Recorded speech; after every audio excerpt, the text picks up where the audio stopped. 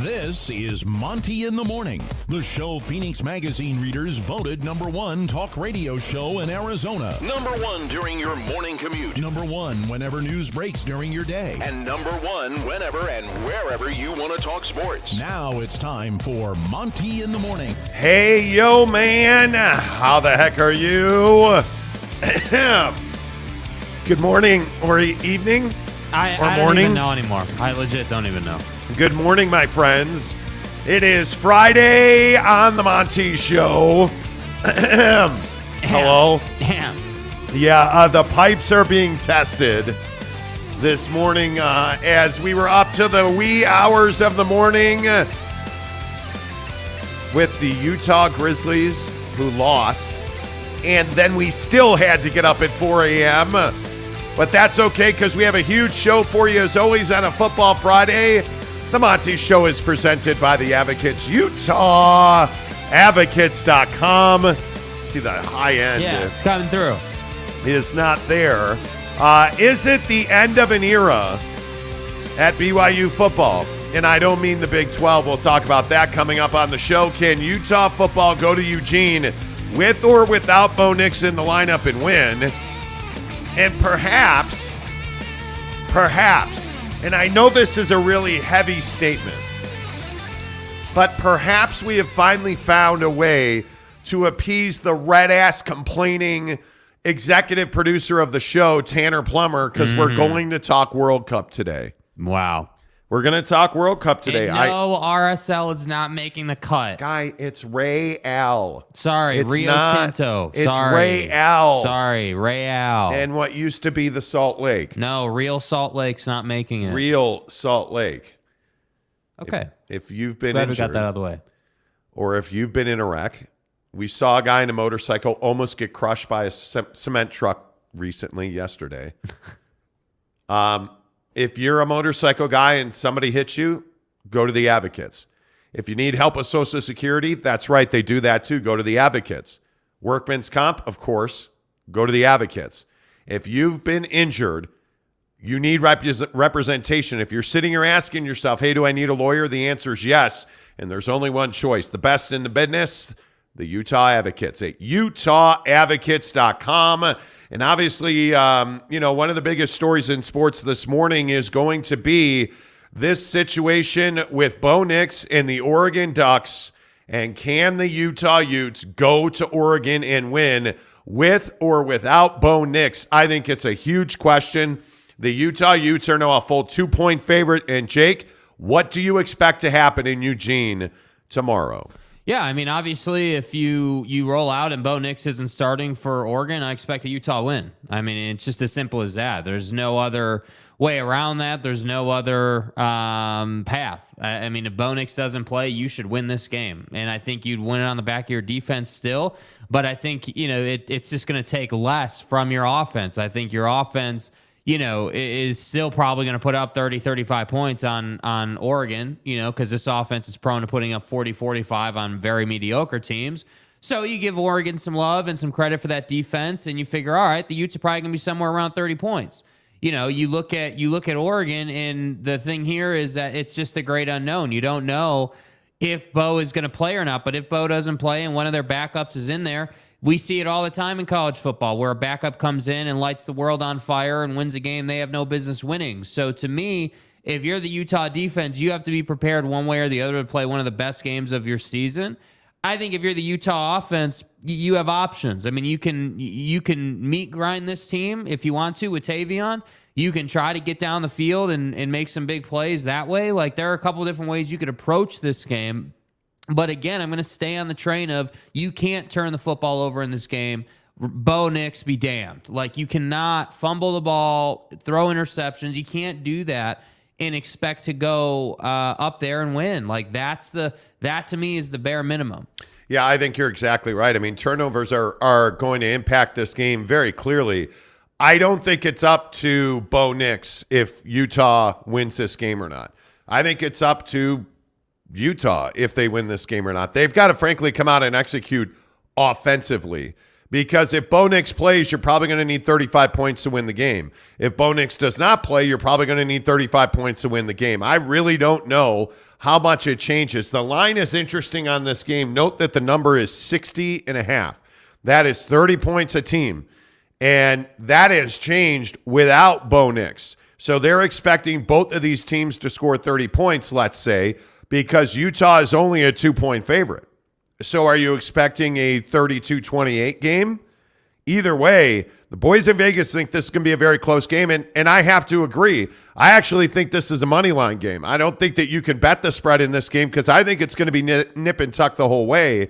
And Bo Nix is such an impactful player for Oregon. I think when you are Oregon, you're deep at quarterback. We know they are. But I don't know that you replace a guy like Bo Nix. That is obviously a huge opportunity for Utah to win this game. But Utah is that quintessential awesome football team who beats themselves when they lose games. They beat themselves in Florida. I think there's no doubt about it.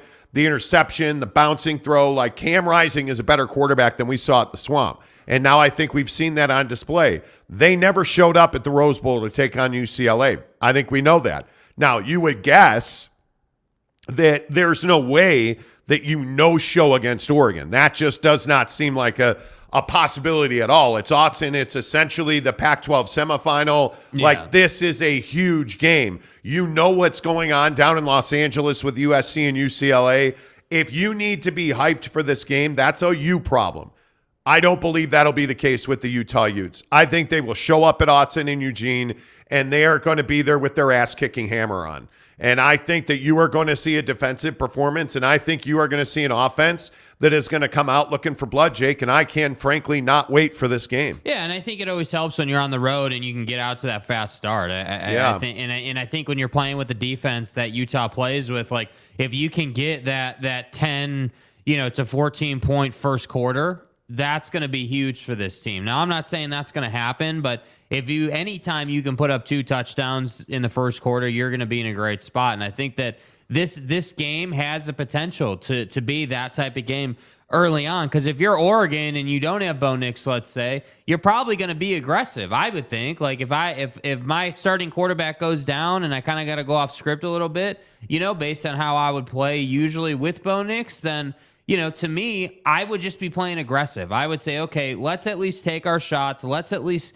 get after Utah, and whatever happens, happens. Yes, that's what I exactly think right. you have to do in football. So I just think Utah needs to get out to that fast start, and then they basically just need to put their foot on the neck of this Oregon team and not let off. Yep. Brandon Price wants to know when we're coming to Ogden at Super Chix. Remains to be seen. Tomorrow, 10 to noon. We're coming to Ogden at Super Chix. Yeah. Shut up, Jake. Okay. Tomorrow, 10 to noon. We will be at Super Chix in Ogden on Riverdale Road. Their grand opening is tomorrow. They're open already, and a lot of our listeners have been going by. The Monty Show's where it's at. Now give me that cocaine-infused ranch dressing. I want my ranch. Darn right. We'll be at Super Chix on Riverdale Road in Riverdale/Ogden tomorrow. For their grand opening. The first 100 people through the gate get free chicken sandwiches and French fries. And the real thing you want to do is, and I need somebody to do this. Yeah. I need somebody to walk in there. I need you to say, hey, man, I need to talk to Lance. Yeah. Then Lance is going to come up and you're going to say, Lance, no real man drives a Miata. That's what you're going to say. All jokes aside, you should really say that. You need to walk into Super Chix in Ogden, and I need people to do this. I need it. I need you to walk in there and say, hey, I want to talk to Lance. Lance is going to come up, and then you're going to say, Lance, real men don't drive Miatas. Yep. Now give me a Bacavo. Yeah. And I want my fries. And then I want my peanut butter shake. Yeah, it'll be fine. Trust, Lance is a good friend of the program. Lance is an amazing friend, yes. Lance is a good friend of the program. And he happens to be Lance happens to be what you say. Oh, no. I rephrase. I need you to walk into Super Chix in Ogden on Riverdale Road. Because he's working there right now. And I need you to say, hey, can I see Lance, please? Is Lance here? Lance will come up and you say to him, Look here, man. Comrade, and use the Russian accent. Yeah, use it. Say, comrade, real Ruskies do not drive Miatas. We know Lance and Jake are very close friends. Lance is a good friend of mine of like 10 years, but I want you guys to do that. Legit. Just go ask for Lance. Walk in there. Yeah. And you tell him, comrade. Yeah. Real men don't drive Miatas. Comrade. Comrade. It's a running joke with Jake. And it's Lance is good people, man. The folks up at Super Chix are incredible. It is a franchise. It is a local business owner. And they are busting their ass to make a really good chicken sandwich. And I'm telling you, if you haven't been to Super Chix yet, it is going to be amazing. Brandon Butler says real men drive Jeeps. Hey. I don't disagree. Yeah. I mean, I have a lifted Jeep in my garage. Right. What are we riding on? 30s? Do you even lift? 35s. 35s. Yeah. Absolutely. And I can't think of my brain is half off. A Rubicon. Thank you. We have a Jeep Rubicon that's lifted.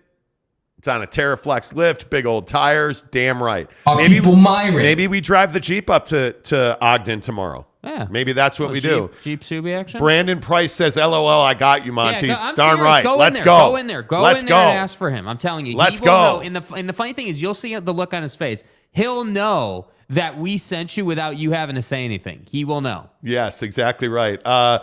Josh Lovren says, Miata Mitch approves of Lance's car choice. Exactly. Brandon Price says, I drive a Jeep Cherokee. I got to tell you, I miss my Grand Cherokee. I love my Rubicon. Having crawled in that thing now. The Rubicon is such a rugged ride, dude. It's a stud. Is different, dude. The it's Jeep a stud. Wrangler Rubicon is a stud. Like, out of the box, it's good. But then when you lift it, it's just so much better. Wow, look at Teddy Wayman dropping a $20 bill on us. Teddy, appreciate you, man. Teddy, we'll see you tonight. Teddy's coming to the Utah Grizzlies game. Let's go, Teddy. I didn't know that. Yeah, Teddy's coming to the game tonight. So we'll see you tonight, Teddy, in that glorious red beard of yours. Yeah, let's go. Brandon Butler says, get 37s, bruh. Nah, it's too much of a pain in the ass, man. Kurt Meyer says, now Mrs. Monty has to put her brand on the Jeep. She has. She's helped us build that. By the way, Mrs. Monty will be back. Everybody keeps asking where Mrs. Monty is at. She had the cocoa. Then she gave the cocoa to the dog. So she's the coronavirus. She's doing great, but now she's got to take care of the dog who's everybody got the gets cocoa. a test.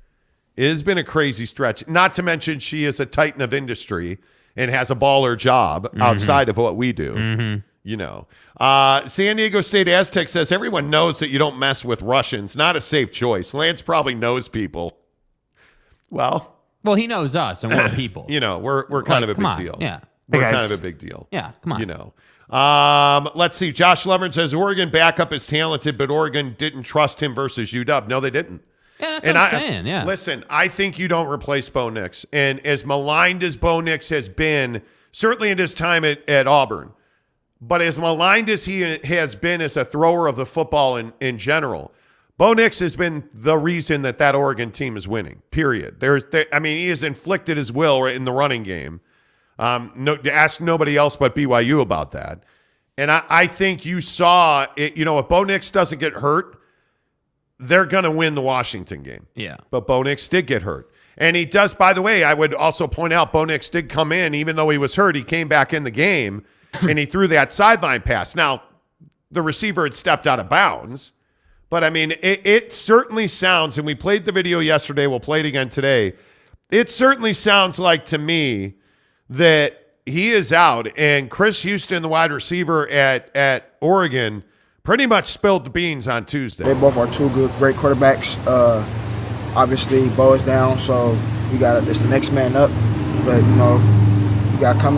They gonna go in like they've been there before, and we all trust them. We trust both of them. Damn. That's crazy. That's crazy, man. Like it is incredible to me that you have a situation where you have a guy in Bo Nix that means that much to his team. Now, that's the exact right thing to say. Yeah. And, Coach Lanning at Oregon said the exact same thing. If Bo can't go, next man up. I get it. That's coach speak. If Bo Nix can't go, I don't see how Oregon wins the game. And knowing Utah football, you know they're going to be ready to go no matter what eventuality happens at quarterback. They're going to be ready to go. And I think even if Bo Nix played, I probably would be leaning Utah in this game. Autzon's an incredibly difficult place, but I think we saw some vulnerability with Oregon last week. And Washington, I know you don't like Washington at all. You think they shouldn't have athletics up there. But, right, yeah. You know, I have a lot of respect for Washington. With all due respect.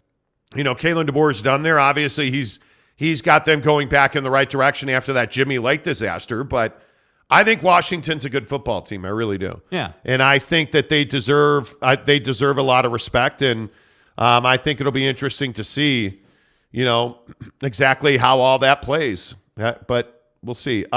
Josh Leverett says Bo Nix is Eric Crouch.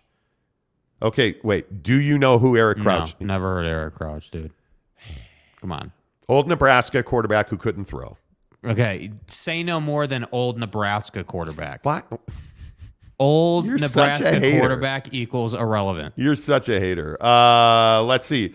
I feel confident. I think the Utes win by 2 scores. Appreciate your guys' hard work. Go Spain 2022 World Cup champs.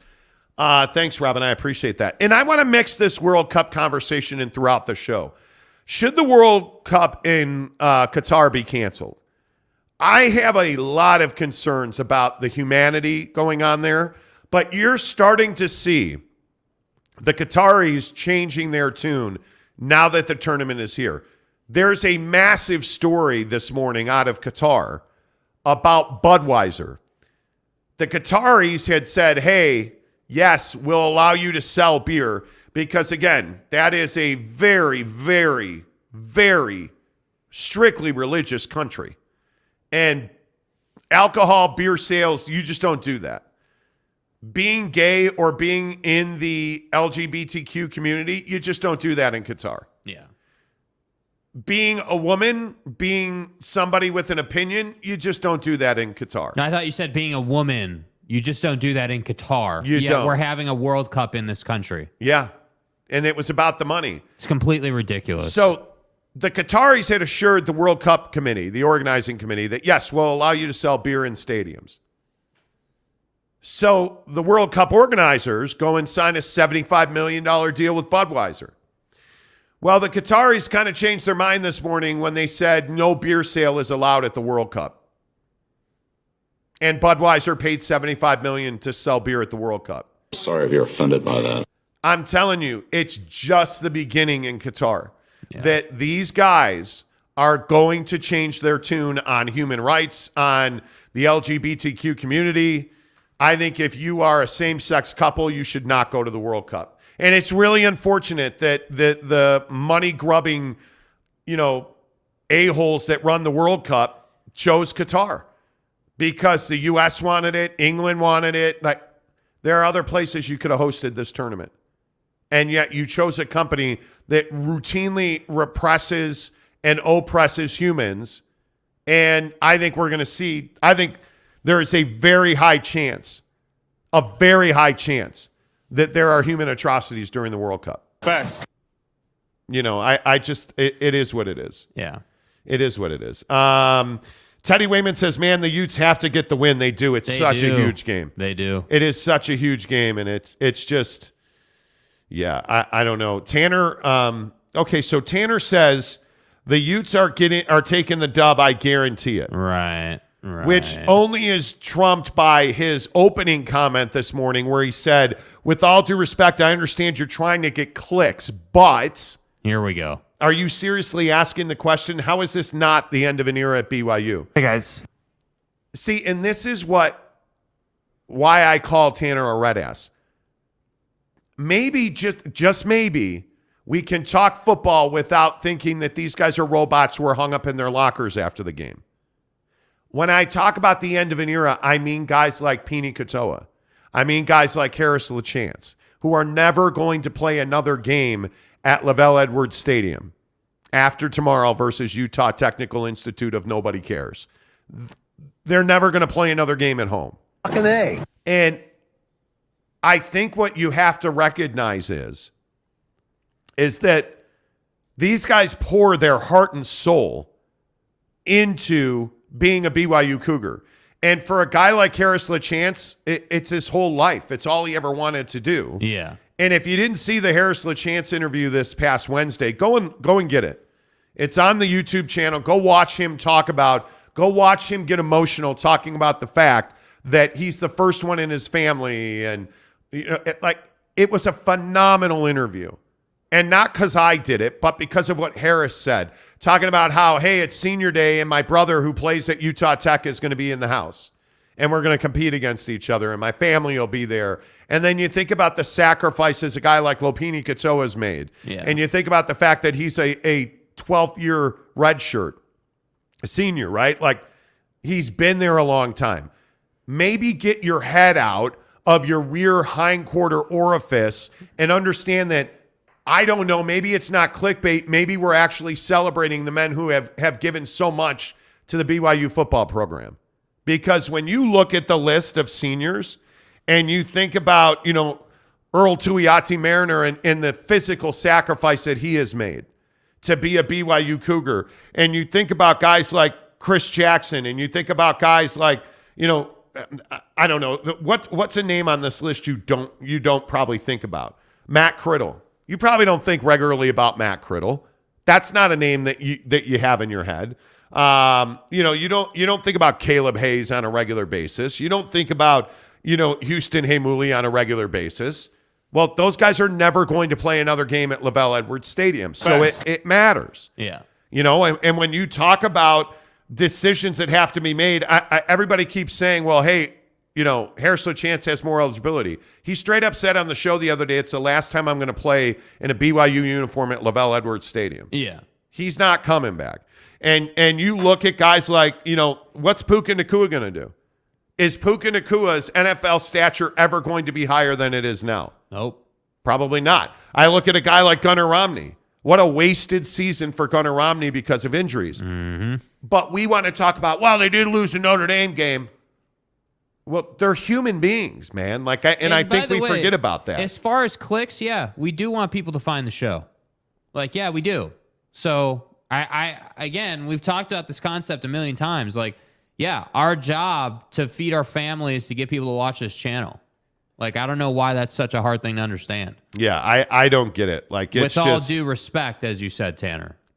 I think it is I think we underappreciate the Bo Nixes, the Cam Risings, the Harris LaChances. We underappreciate the effort and the commitment it takes to do footballing or hockeying or whatever your given sport is. Yeah. With all due respect, I don't think people, and I'm not hating, but I don't know that people appreciate how much effort and time and skill goes into doing a show, a practice, a game presentation, all the stuff that you see that has to do with the sporting event in and around it. Dude, that takes hours. That takes getting up at 4 a.m. after 5 hours of sleep. That takes a lot of effort. But listen, the pain, and do you know how hard it is to be, and we're going to talk about UCLA coming up here in a minute. Yeah. Do you know how hard it is to be a college football player? And the pain that you go through, and to see guys like Pini Katoa and, again, Harris LaChance. Yeah. That Harris LaChance is a guy that's got NFL aspirations that was asked to move to guard. After a mission, bro. Yeah. Yeah, that whole story. We haven't even gotten to the mission yet. Yeah, and that's why I say, we have to appreciate the men that give us so much joy on Saturdays. And yeah. I just think that we don't. You know what I mean? It is... I just think you don't understand how difficult it is to do what these guys do. Yeah. I really do. Think about it. Just to put this into perspective real quick. These guys, their bodies hurt all the time. That's the first thing. Their bodies hurt all the time. It's not uncommon. That's football. Your body's going to hurt all the time. So let me get this right. Your body's going to hurt. Then you got to practice. Then you got to lift. Then you got to do recovery. Then you got to find something to eat. Then you're going to take a couple hour nap. You're going to go to the conference room in the hotel that we talked about yesterday on the show, and you're going to try to figure out a way to get an A in your histories of Jamaica class, right? It's not easy to do this, man. But also don't forget that then you're going to FaceTime your wife from a road game so you can see your kid go to sleep. You know, like the life at BYU is not for everybody. There's no question about that. And we've talked about this like 3 straight years on senior day, essentially, that we forget the emotions and the sacrifice that these people make. And it's crazy being around former football players and former hockey players and basketball players on a regular basis. You realize how different their lives are when they're done being an athlete. And so, not to wax on about this, but go appreciate your Utes and Cougars. Go understand, you know, like this game for Utah this weekend, dude. Like, I mean, it's crazy. You know, think about Jake Oldroyd. What does Jake Oldroyd do here? Because Jake has the option to come back or not. He's one of those guys that has an option. If you're Jake Oldroyd, what do you do? What do you do? Like, I mean, do you, if you're Jake Oldroyd, do you hope that you have a good combine? Do you hope that you get a good tryout? Because if Jake Oldroyd tries to go professional, he's not getting drafted. He has had a tragically bad season. Yeah. So if you're Jake Oldroyd, what do you do here? I think you come back. I don't think there's any doubt you come back and you try and win your job and you try to get back to, the make, Jake the make, right? Yeah. You try to get back to Mr. Automatic. But you don't understand that these guys are playing for their legacies. They're playing all of these guys have next level aspirations. And somebody pointed out, yesterday about Taters and that he, all the injuries that Taysom Hill had. And he had a job on Wall Street and turned it down to chase his dream in the NFL with the Packers. And I don't know. I probably appreciate it too much. I probably appreciate it too much. Not sure that's possible. Teddy Wayman says, I really enjoy the Harris interview. Yeah, we do too, bro. Yeah, he's a good dude. Yeah, he really is. He's a good dude. Watching the Monty Show is entertaining. You learn so much about Utah sports. So thank you. I appreciate that. Eric in Raleigh says it takes 5 to 7 hours a day to prepare for a 3-hour show. Dude, that's exactly right. Yeah. It takes a lot. It takes a lot. Little Jizzy says we underappreciate Tuiaki. Yeah, I don't know that that's the case. Congratulations, but that's bullshit.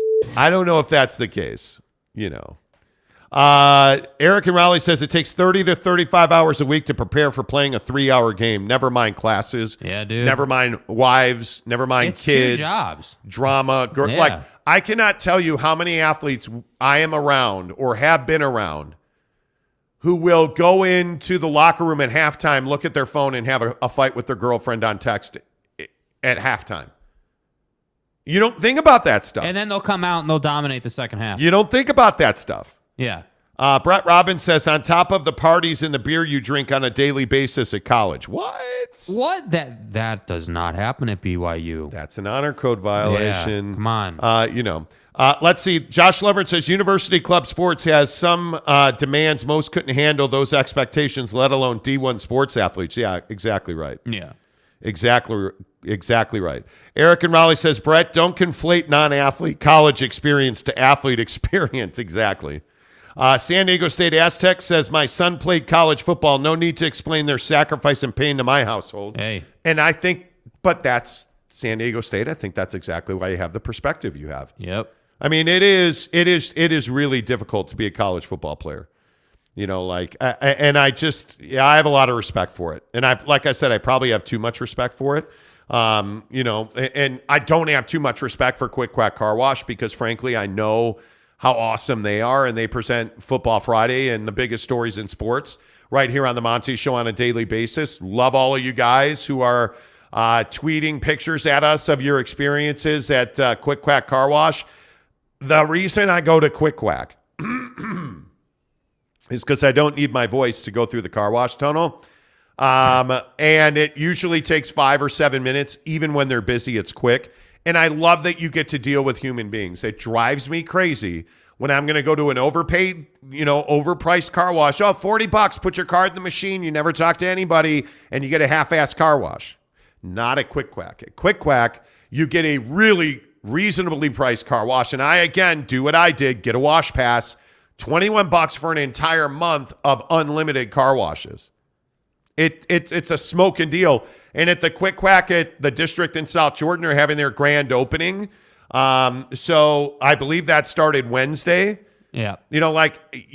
They're giving away free car washes. It's incredible what they're doing at Quick Quack. Again, small local business owners, entrepreneurs giving you great service. That's what this whole show's about at Quick Quack Car Wash.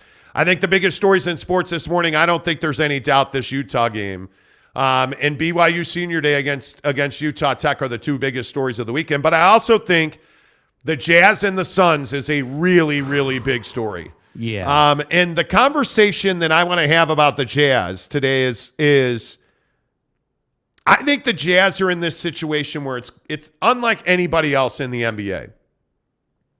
Everybody expected the Utah Jazz to tank, and they have not. And I was having an interesting conversation with an NBA source about the Jazz yesterday. And he said to me, why can't people understand that it doesn't matter if they win or lose?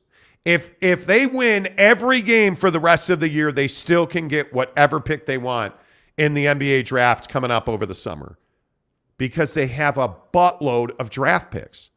And from what sources are telling me, this is probably the last draft where draft picks will hold significant weight and are incredibly valuable. And if I'm the Utah Jazz, I try to win every game I can win this year, and then I'm still getting a very high draft pick with if I want that. Or I'm trading those picks as part of a package for a superstar. So, Jake, how convinced are you that wins and losses aren't as significant as we all would like to think for the Utah Jazz? I mean, I think, I don't disagree with that information we got and what you were saying there. I also think, though, that what that take doesn't take into account is emotions. Right? Like, it doesn't take into account that winning and losing is why you play the game. And when Steve and Carol and their three kids go to a Jazz game, they'd like to see a victory. They'd like to see a quality win. It's not fun going to a Jazz game and watching your team getting blown out by 25. No, it's not. And no. I agree. I agree that, your average fan who goes to a Jazz game who's not necessarily a basketball fan probably could give a damn if they win or lose and is just there to have a good time and enjoy the spectacle, because the Viv is a great place to watch a game. It's a beautiful house. Like, it looks great. Everything's awesome.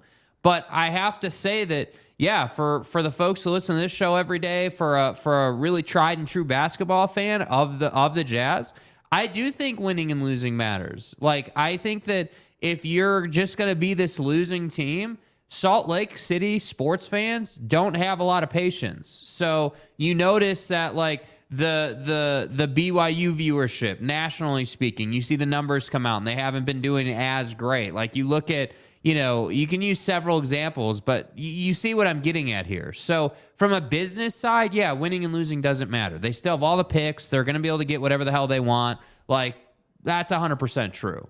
But what I'm saying is that from a fan perspective, yeah, winning and losing matters, right? From a public view perspective, winning and losing matters. And by the way, breaking news, I know this is like some amazing thing. They're still above 500. So they're still winning more games than they're losing. And if that's how it remains all season, I think that's perfectly acceptable. Well, what's interesting to me as well is this idea. I think it's funny. You read my mind.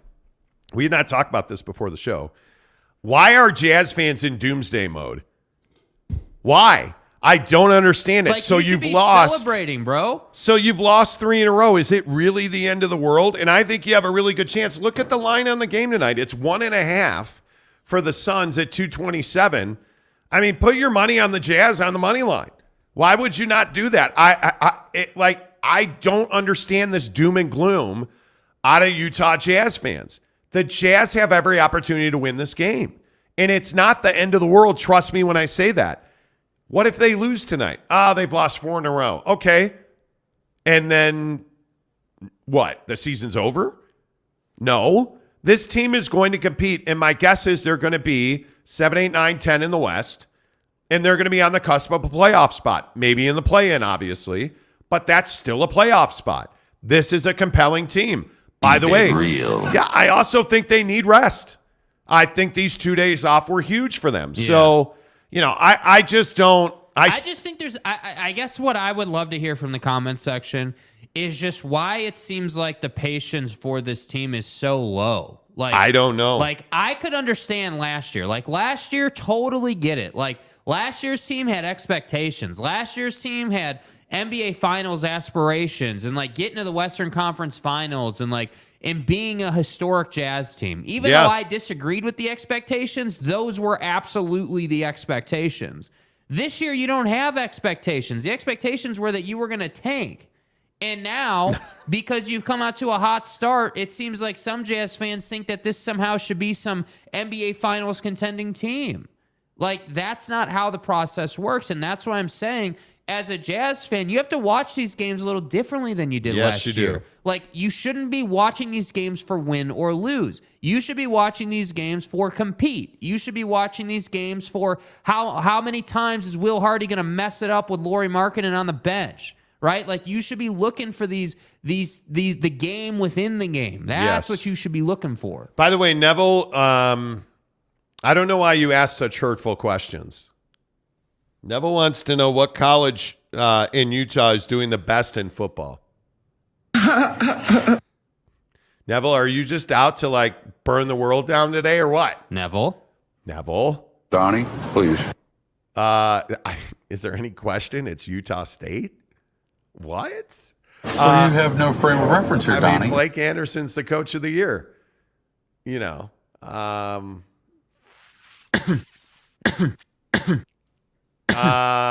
There's no doubt it's Utah. The Utah Utes. Wow.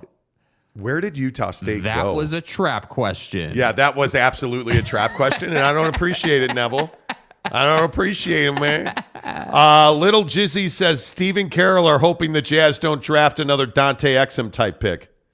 The fight. Let me tell you what now. The fight with Kyle Gunther and Ben Anderson that I had when I called Dante Exum a massive mistake on draft night. Woo, that pissed some people off. How'd that work out for you, boys?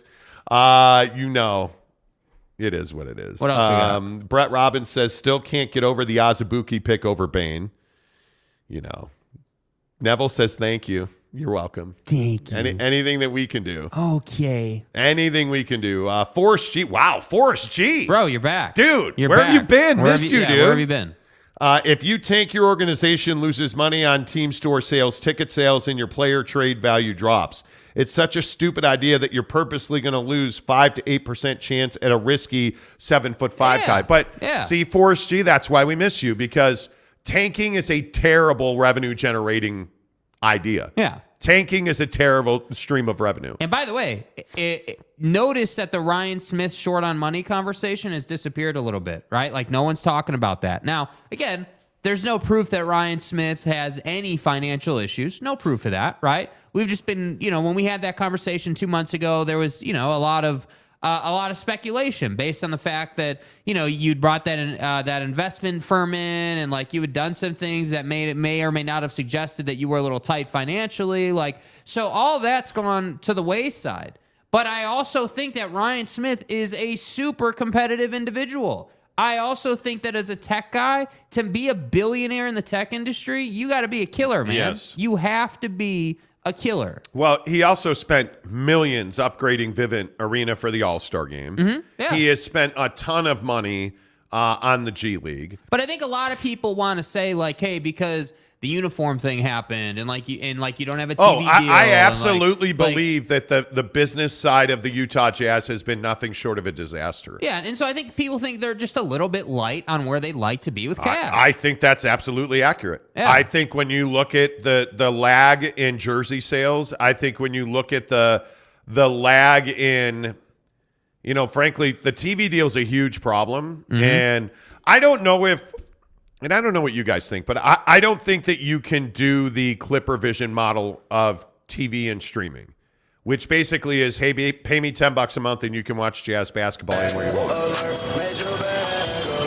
I'm just going to say again, why are you not on KSL? Why? And I think we try to overcomplicate things in this world. Right. I agree. Obviously, I'm on YouTube full time and we're kicking ass, right? We're the largest sports talk show in Utah by a mile. We dominate Utah Jazz content on YouTube. But is that where Utah Jazz games belong on a stream?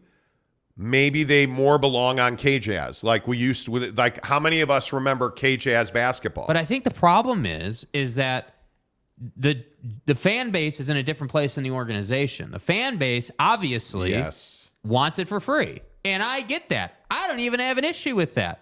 But you guys need to understand that the days of free content distribution are over. And it's been over. And I look at what the Jazz are doing, and I actually was a big fan of the Clipper model, mainly because the most expensive tier also got you unique content, right? Like one-off, you're not going to get it original content. Like you're not going to get coverage of Kawhi's knee in the locker room anywhere else, right? No, you're not. So you're going to have to pay to get that content, though, and that's kind of been my conundrum personally with the organization. I don't, not that I have some gripe with them, but just I wonder, when do we see the investment into, creating that unique, high quality, video content? Because that's what fans want. They want to know, hey, what is Sexton like in the locker room? Hey, like, what does Vando do on the off day? Like, they want to know, you guys want to know what these guys do, because now you're approaching 20 games into the season. You know the names. You know what these guys are capable of.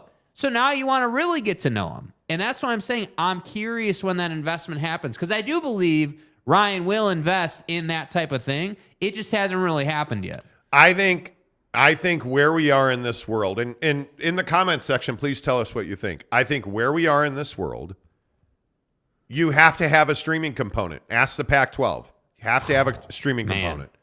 But I also think you got to be able to be found. And on 9 nights out of 10, you have no idea where to get Jazz basketball. And I think if this team were to put its radio games on KSL so that I could find where the hell to listen to David Locke, if you would put your TV games on KSL 5 and I knew exactly where to find Jazz games every night, you would be making far more money. I totally agree. I like the KSL route way more than the KJazz route. I just don't, but I don't understand why this is rocket science. Yeah. Some of your games are on KSL News Radio. Why not put all of your games there? And it's not even that I'm hating on the Zone. The Zone signal is crappy. I can't listen to it in South Jordan. Like, I have to flip around, and I actually am one of the people who enjoy listening to David Locke. I like Booner. Like, there are times I want that broadcast, and when I'm in the car, it's hard to listen to. Yeah. But I know if I flip on KSL News Radio, I know what I'm getting, right? So that's where I think Ryan Smith, who is, I think, a very savvy businessman and to date has done a good job owning the Jazz. Yeah. But let's not throw bad money after bad money just so we can say we have a streaming deal. Yeah. Go and talk to the Lakers. Go and talk to the Clippers. Go and talk to the Knicks. If you're going to start your own network and your own channel and your own streaming service, you better understand what potholes everybody else stepped in. Yeah, I'd be, if I'm talking about starting my own network, I'm not going anywhere else but Yes Network. I'm going to call them and I'm going to talk to them, because I agree the LA teams do a good job. But to me, Yes Network does the best job. Yes Network has talent for broadcasters. Yes Network has premier brands in the Nets, the Yankees. Like, you've got several brands there that really are for better or for worse, because I know the Nets have had a lot of drama, but for better or for worse, the Yes Network has had the premier content in sports for a minute, right? Like, anybody did it fly under the radar that Aaron Judge just won the AL MVP yesterday? And by the way, how many games did he play on Yes Network this season? The answer is a lot, right? Like, a lot of games. So that's what I'm saying. But you know the thing about Yes Network? Yeah. It's not hard to find. No, it's not. I know how to get it. Yeah. And as somebody that watches, I am the lone baseball fan in the state. I believe singularly I am the only one. No, dude, seriously. When we were at the Yelpatory, I had extra innings on DirecTV, the baseball package. Yes.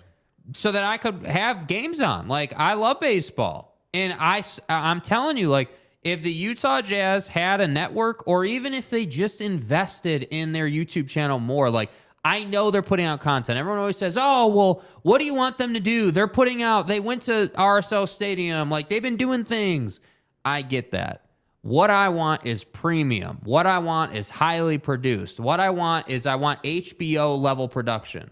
That's what I want. Because if you have that, people are not going to watch these games for win or lose anymore. That's right. They're going to watch these games to see, how does Vando play now that I know he rolled his ankle at practice the other day because I saw it on the episode, right? Like, how does Colin Sexton play after he had that meeting with Danny Ainge, let's say, or Will Hardy, and they talked about X, Y, and Z? That's why you need content, so people will have a reason to watch outside of, well, are we tanking or are we trying to get VW or what's the deal? By the way, everybody's asking about jersey sales for the Jazz. Yeah. I would just remind you, and I'm not even being a jerk about this, go look if you would like.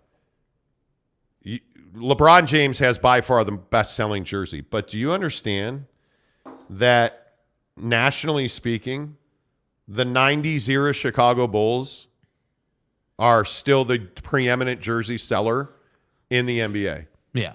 Jordan Pippen and Dennis Rodman. And I want to say Scottie Pippen outsells Michael Jordan. I could be wrong. No, there's the graphic right there. Like, it's crazy that when you think about jersey sales, according to Lids, Scottie Pippen's retro jerseys 2, Vince Carter's 3, Steph Curry's 4, Mike is 5, Penny Hardaway retro Orlando is 6, Kobe retro Lakers 24 is 7th, AI 8, Kevin Durant 9th, and Dennis Rodman 10th. That's crazy to me. That's from Lids alone. But by the way, the best-selling jersey in the NBA in the last 30 days, Steph Curry by a landslide. Yeah, which is not surprising. And I don't even think you're trying to compete with those. You're not trying to compete with the best players in the league, and you're certainly not trying to compete with the best organizations. Sorry to interrupt you. Did you see what's going on with the Bucks Cream City jersey? No. So they have this beautiful Cream City jersey. Yeah, it's really nice. They don't wear it. And people are like, dude, why don't you wear it? So you want to talk about a jersey disaster. It turns out that the Cream City jersey from the Milwaukee Bucks makes it impossible to put logos on the floor for TV. So they need a new floor. Oh, man. No. Dude. No. Because the logos on the floor are projections. Yeah. They're essentially graphic overlays. It's like the first down line, right? Yeah. So they wore them in the bubble, and they looked like you couldn't really see the logo, and it looked like they were wearing green screen shirts. So they can't wear, not even arguably, without doubt, their crispiest uniform. But is that because because of the jersey color of the jersey? So it doesn't have anything to do with the fact that their floor and the jersey are basically okay. No, it has nothing to do with the floor. It's at that graphic overlay. It's like a weather person. You know, a weather person, they stand in front of a green screen. Yeah. And if they wear green, they mix in. Yeah. Damn. The color of the Cream City jersey makes it impossible for them to put the logos on the floor, which is a huge revenue stream. By the way, that started in the bubble because everybody was it was at Disney, I think it was, or in Orlando. And that was how they were getting continuing revenue streams. Well, that's why they're wearing those god-awful blue jerseys now. That I hate. I actually hate awful, it. Dude. I can't stand it. Yeah. But I think it's hysterical. That, yeah. Kanai Johnson said, I heard Cream City was banned. Well, they just can't wear it. It's not, everybody wants to make this into a sexual reference. It's not. Yeah, it's not. It's not. WTF, Nick Vella says, we had the Olympics in China, for God's sakes. What the hell is the difference about money? That's a World Cup thing. We'll get into that. We will absolutely get into that. Thanks to our friends at TryDayTrading.com for presenting our Utah Jazz talk and all of our NBA talk. By the way, did anybody see what Royce O'Neale did last night?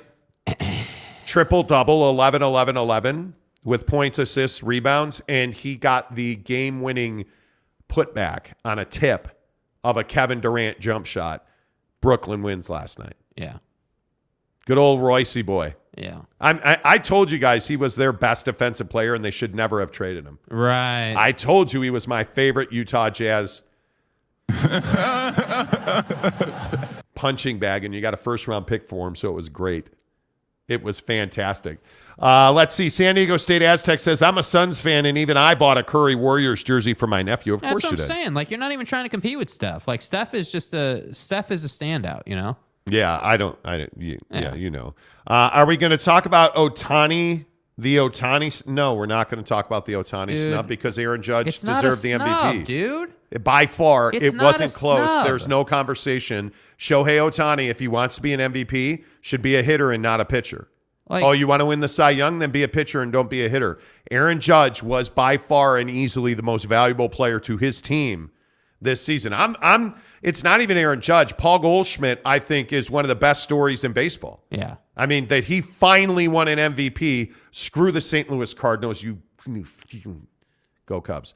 But Paul Goldschmidt's a great human being. I don't want to hear about, and I know we got to get to football 50 here, but I don't want to hear about the stat. And I can't remember the name for it. And Jeff, maybe you can refresh my memory, right? I can't remember the name, but there's a stat in baseball that says, hey, this guy's a two-way player, right? So on the days that he's pitching, right, he's not going to be hitting, right? Because the DH is going to hit for him. And there's a stat in baseball that basically projects what his hitting offensive numbers would be if he had 500 plate appearances, just like, an Aaron Judge or, any of the AL or any of the MVP candidates.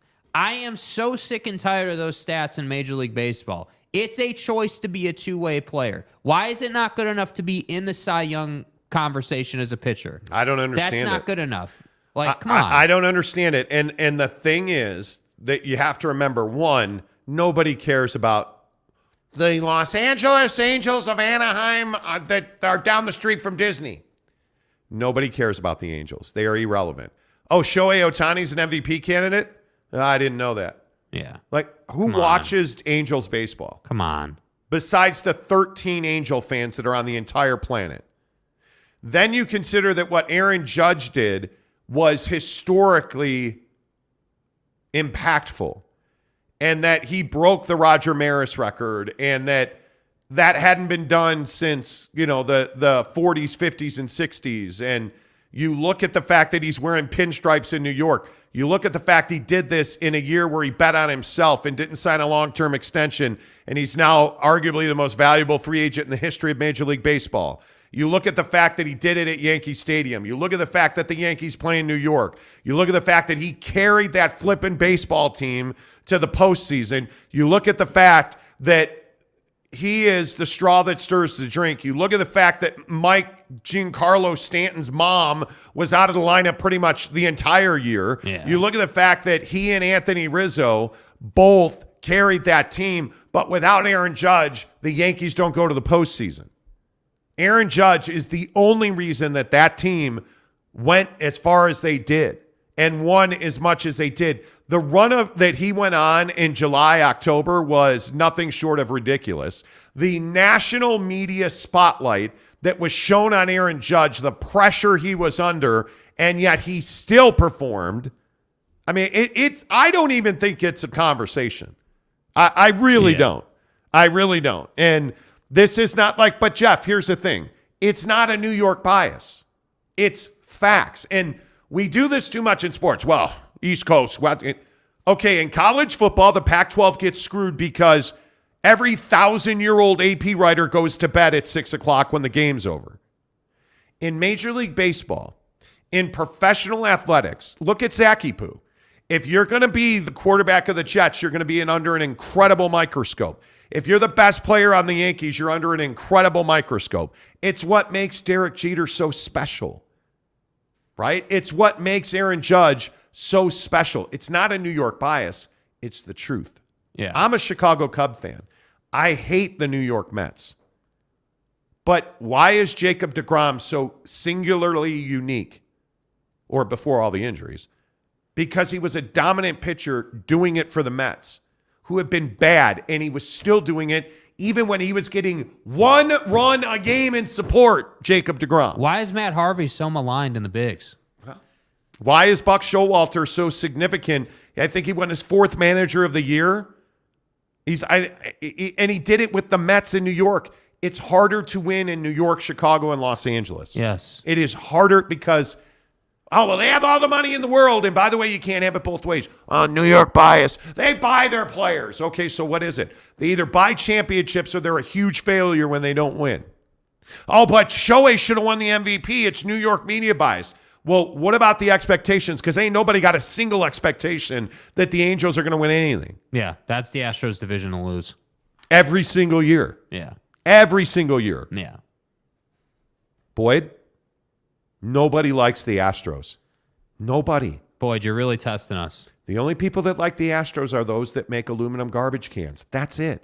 Other than that, everybody hates the Astros. Yep. Unanimously. It's amazing that we're actually getting to talk baseball on the show. Mark Hale says, people want to forget about Bonds, Sosa, and McGuire home run numbers like Ghostbusters fans want to forget about the female Ghostbusters movie. Well, the problem is nobody knew about the female Ghostbusters movie, and Sosa, in my opinion, put a needle in his ass so he could hit home runs. Aaron Judge does it the right way by all accounts, and he's a fabulous human being. But that's just me. Eric and Raleigh says, Matt Harvey is maligned because he participated in murdering a teammate. Well, I mean, who hasn't? Okay, that's fine. Football at 50:10 in the hour, every hour. On the Monty Show, we bring you the biggest stories in football. Get it. Get it at Quack Car Wash. Get it at Papa Murphy's. Get it at Chick-fil-A. No, Super Chix. Freudian slip. Thanks to all of our sponsors that support this show. We will be at Super Chix in Ogden tomorrow. We will tell you to use the promo code Monty25 to get 25% off your purchase at $25 or more at Papa Murphy's Pizza. Are we food obsessed on this show? Oh, 100%. Yeah. I'm already thinking about what I'm going to have for breakfast because I'm starving right now. He walks in my door at 4:30. Hey, bro, are we getting those Beto's breakfast burritos today? I thought it was Betos. Si, senor. Anyway, the point is, come on, it's Betos. It's Betos. We had this argument 2 weeks ago when somebody else won the $100 billion thing. Yeah, not us. The point is, use the promo code Monty25. Neville last night had Papa Murphy's Pizza. Use the promo code Monty25. Got 25% off his purchase of $25 or more. Maybe Zachy Poo needs the promo code. Emotional when you came off the field against them a couple of weeks ago. How do you keep those emotions out of the way from this game? I thought they were good emotions. I mean, I was frustrated, and I still believe nobody outside of this building knows what they're talking about. So, well, I did. You did? Yeah, I did. Why'd you turn down a coaching position? Who told you that? Bruh, dude. Oh my God, the red ass that is Zach Wilson. You gotta understand is why would he talk about his mom like that? Dude. Like nobody outside this building, Lisa, knows anything? What? Bill Belichick knows a thing or two because you can't seem to complete a pass against the Patriots. 7 interceptions and 2 touchdowns in 3 games against the Hoodie. Yeah, that's not Is that good? Yeah, those numbers are not good. And that's not good. I don't know if Zach is just... Zachy Poo, please. Zachy Poo's just out here to be a red ass. I'm not sure, but that was a pretty baller comment. That was. And that's the thing that I think matters to him. By the way, the Patriots are now 3.5 points. 11 o'clock on CBS, Jets at Patriots. Has Zach Wilson lived up to expectations? Oh, it's a New York media bias. Has he not been? I mean, up until the last 3 weeks, hadn't the guy been a bust? Yeah, but it's, I don't know. It's a little early to be calling him a bust. Is it? Yeah. I mean, he's only got 1,200 yards. Now, granted, he was injured, but isn't that part of the reason that the guy's a bust? But if you look at his numbers, he's under 60% completion percentage at 57.5. Yeah. The guy's got 5 interceptions and 4 touchdowns. He's been sacked 12 times. His QBR is 49. Ooh. I'm sorry, I thought I said 49. Yeah, you did, Mon. Okay, 49. It's New York media bias, though. Take Uncle Monty's word. If your QBR is 49, you're probably not great at quarterbacking. Yeah. Papa Murphy's presents How to Change the Way You Pizza. Step 1, carefully knead dough. Step 2, artfully spread sauce. Step 3, add fresh mozzarella and assemble toppings. Step 4, realize we already did all that for you, so all you have to do is bake it. For a limited time only, get the Hog Heaven Pizza with Canadian bacon, ground sausage, and crispy bacon. Papa Murphy's. Change the way you pizza. The Hog Heaven is back for a limited time at Papa Murphy's Pizza. Make sure you hit that promo code Monty25 to get 25% off your purchase of $25 or more at Papa Murphy's Pizza. Teddy Wayman says, as a Patriots fan, I'm really nervous about this game. Well, I don't know if I would be nervous. I mean, that team plays hard. The New York Jets under Robert Saleh play very hard and they're high on tenacity. Yeah. But they're low on talent. The weather's going to be questionable. By the way, did you guys see they moved the Bills game to Detroit? It's a smart move. There's going to be 5 feet of lake effect snow in Buffalo. So we'll see how that weather affects the Meadowlands. By the way, I know MetLife Stadium is not where they're playing, but I bring up MetLife Stadium. Did you guys see that they're changing the turf at MetLife Stadium away from artificial turf, and they're not putting in grass? What are they putting in? The turf that is at the Diamondback Stadium, Chase Field, is what they want to use, which is as close to natural grass as you can get without using natural grass. Yeah. I don't know why they just don't put in natural grass. Yeah, I don't understand it. I don't get it. Your favorite listeners back. Oh, God. Skinny Dick Nick. Oh, Skinny Dick Nick. Okay. All right. Hey, listen, man. We're all honest about our size, right? The Jets are good this year. They're just waiting for a solid QB play. I think they'll be reviewing their options this offseason if Zach doesn't show up soon. You got to complete a minimum of 65% to be a good football team. That's right, T. He isn't even completing 60%. Yeah. So that's a huge problem. There's a big jump that's needed, you know. Forrest G says, I used Monty 25 on my last Papa Murphy's order, took off $2 of my $30 order. Okay, well, you could give me the $2 if you want it back. $2 is $2. We usually order a large.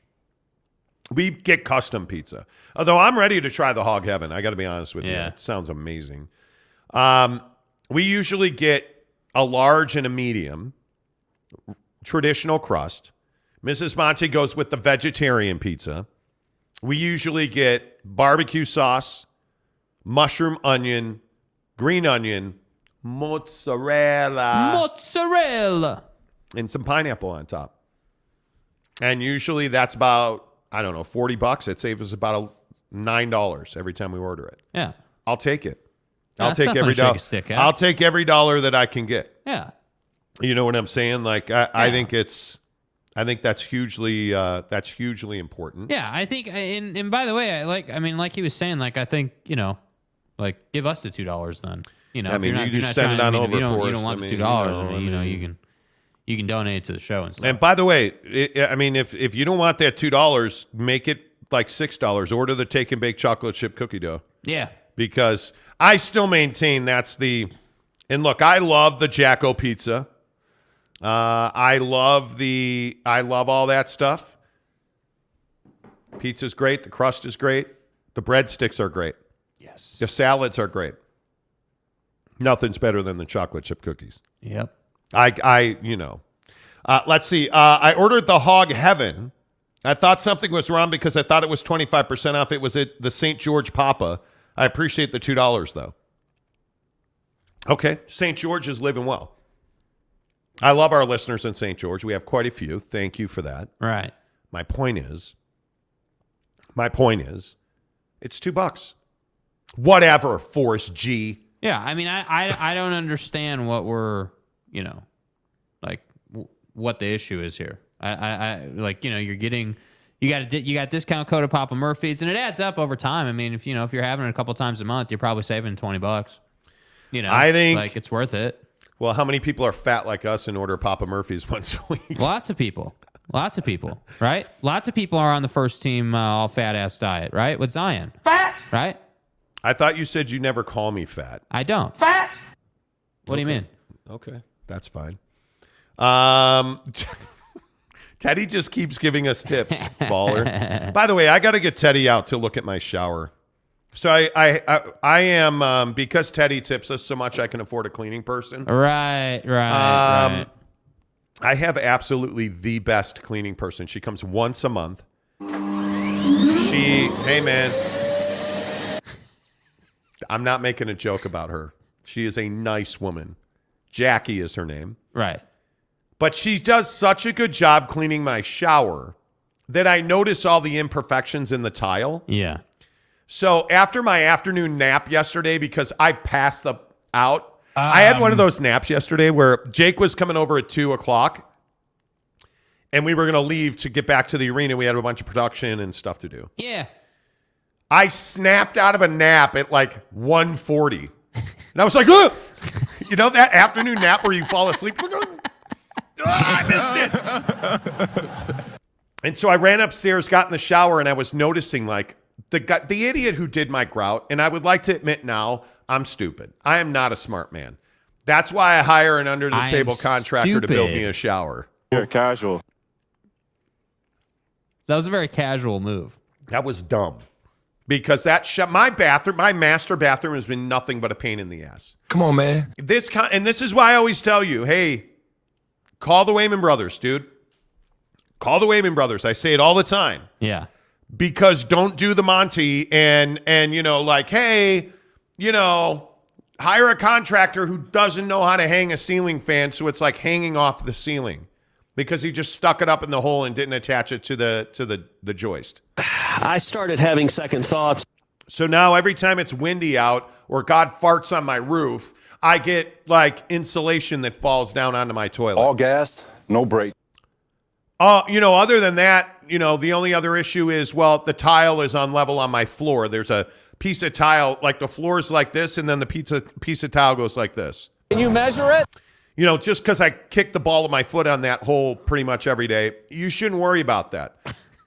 No, I mean, that's the only issue. Well, I mean, besides the ceiling fan, the floor tile, you know, then the faucet on my sink that now turns like almost 360 to turn off the hot water. Hey, man, but other than that, oh, wait. The fact you completely miscut the cabinet width so it hits the bathroom door. Hey, you don't work. Oh, wait. Other than that, the tile guy you hired who doesn't know how to seal grout or lay grout or put tile on the wall or the floor. Other than that, he's a great tile guy. Other than the fact he can't put tile on the wall or the floor or lay down grout, that guy was the best tile guy I'm never going to use again. Okay, fuck you.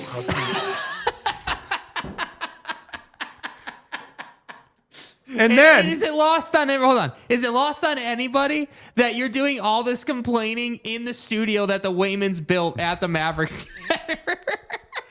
And then here's the best part. Like a week after that disaster, I'm bitching about it on the show, and in comes Teddy Wayman. Hey, bro, check out this amazing beard. By the way, might want to call Wayman Brothers. Yeah, right on time, Teddy. Hello, great job. We're not available now. Please leave your name and phone number great job. after the beep. Great job. Thanks, Teddy. Appreciate that. Thank you. Anyway. Guy gets on camera one time, and now look at Tanner spelling Karen in Karen in different comments. That's not being Karen. That's called getting screwed by a contractor. Yeah. It's called getting screwed. You know. Yeah, Karen, I guess, spells Monty. That's fine. That's fine. Teddy thinks that's funny. Teddy's like, hey, it makes me more money. Hey, you know what I mean? Isn't that the worst part when you hire a terrible contractor? It's not that you paid, because I told the guy, I'm not paying you the rest of the bill on this. I'm not. Yeah. And the guy's like, but I'm a pastor at my church. People trust me. And I'm a jerk. I admit it. We're standing in my upstairs, and this guy, the audacity on this guy. He lied about his license because I didn't go check it. Showed me an insurance. I should have checked it. Showed me insurance, not a contractor's license. Yeah. But I said to him, hey, dude, I'm not paying you. Oh, but I'm a pastor at a church. People trust me. And I said, cool, go with God, but you're not going with God and my money. You're not. And you can leave. And he left, and I've never heard from him since. And the other thing that he did that really bothered me is The guy screwed up the cut on the counter. The only thing that he has the best quartz granite countertop guy I've ever seen. This contractor that messed up the bathroom. Yeah, has the best quartz countertop guy I've ever seen. Okay. And I've probably put in 50 quartz countertops. Well, to the point where didn't you get that dude's number and everything at that time? Yep, but now I don't need it because of the Wayman brothers. But anyway, the point is, this guy's like, well, the countertops look great. Why don't we just replace the carpet? I'll give you a deal. You know what? We'll give you half price off the labor. Bro. And we're standing there talking about how poorly cut this cabinet was. And I said to him, half price off of labor that's not worth half the price is not half price labor. How dumb do you think I am? Are you kidding me? I'm not letting your labor do anything in my house. Get out. It was crazy. It was absolutely crazy. It's not the best situation, and we all know that. Eric says Monty screwed Monty by choosing a bad contractor to save money. You get what you pay for. Dude, true. Yeah.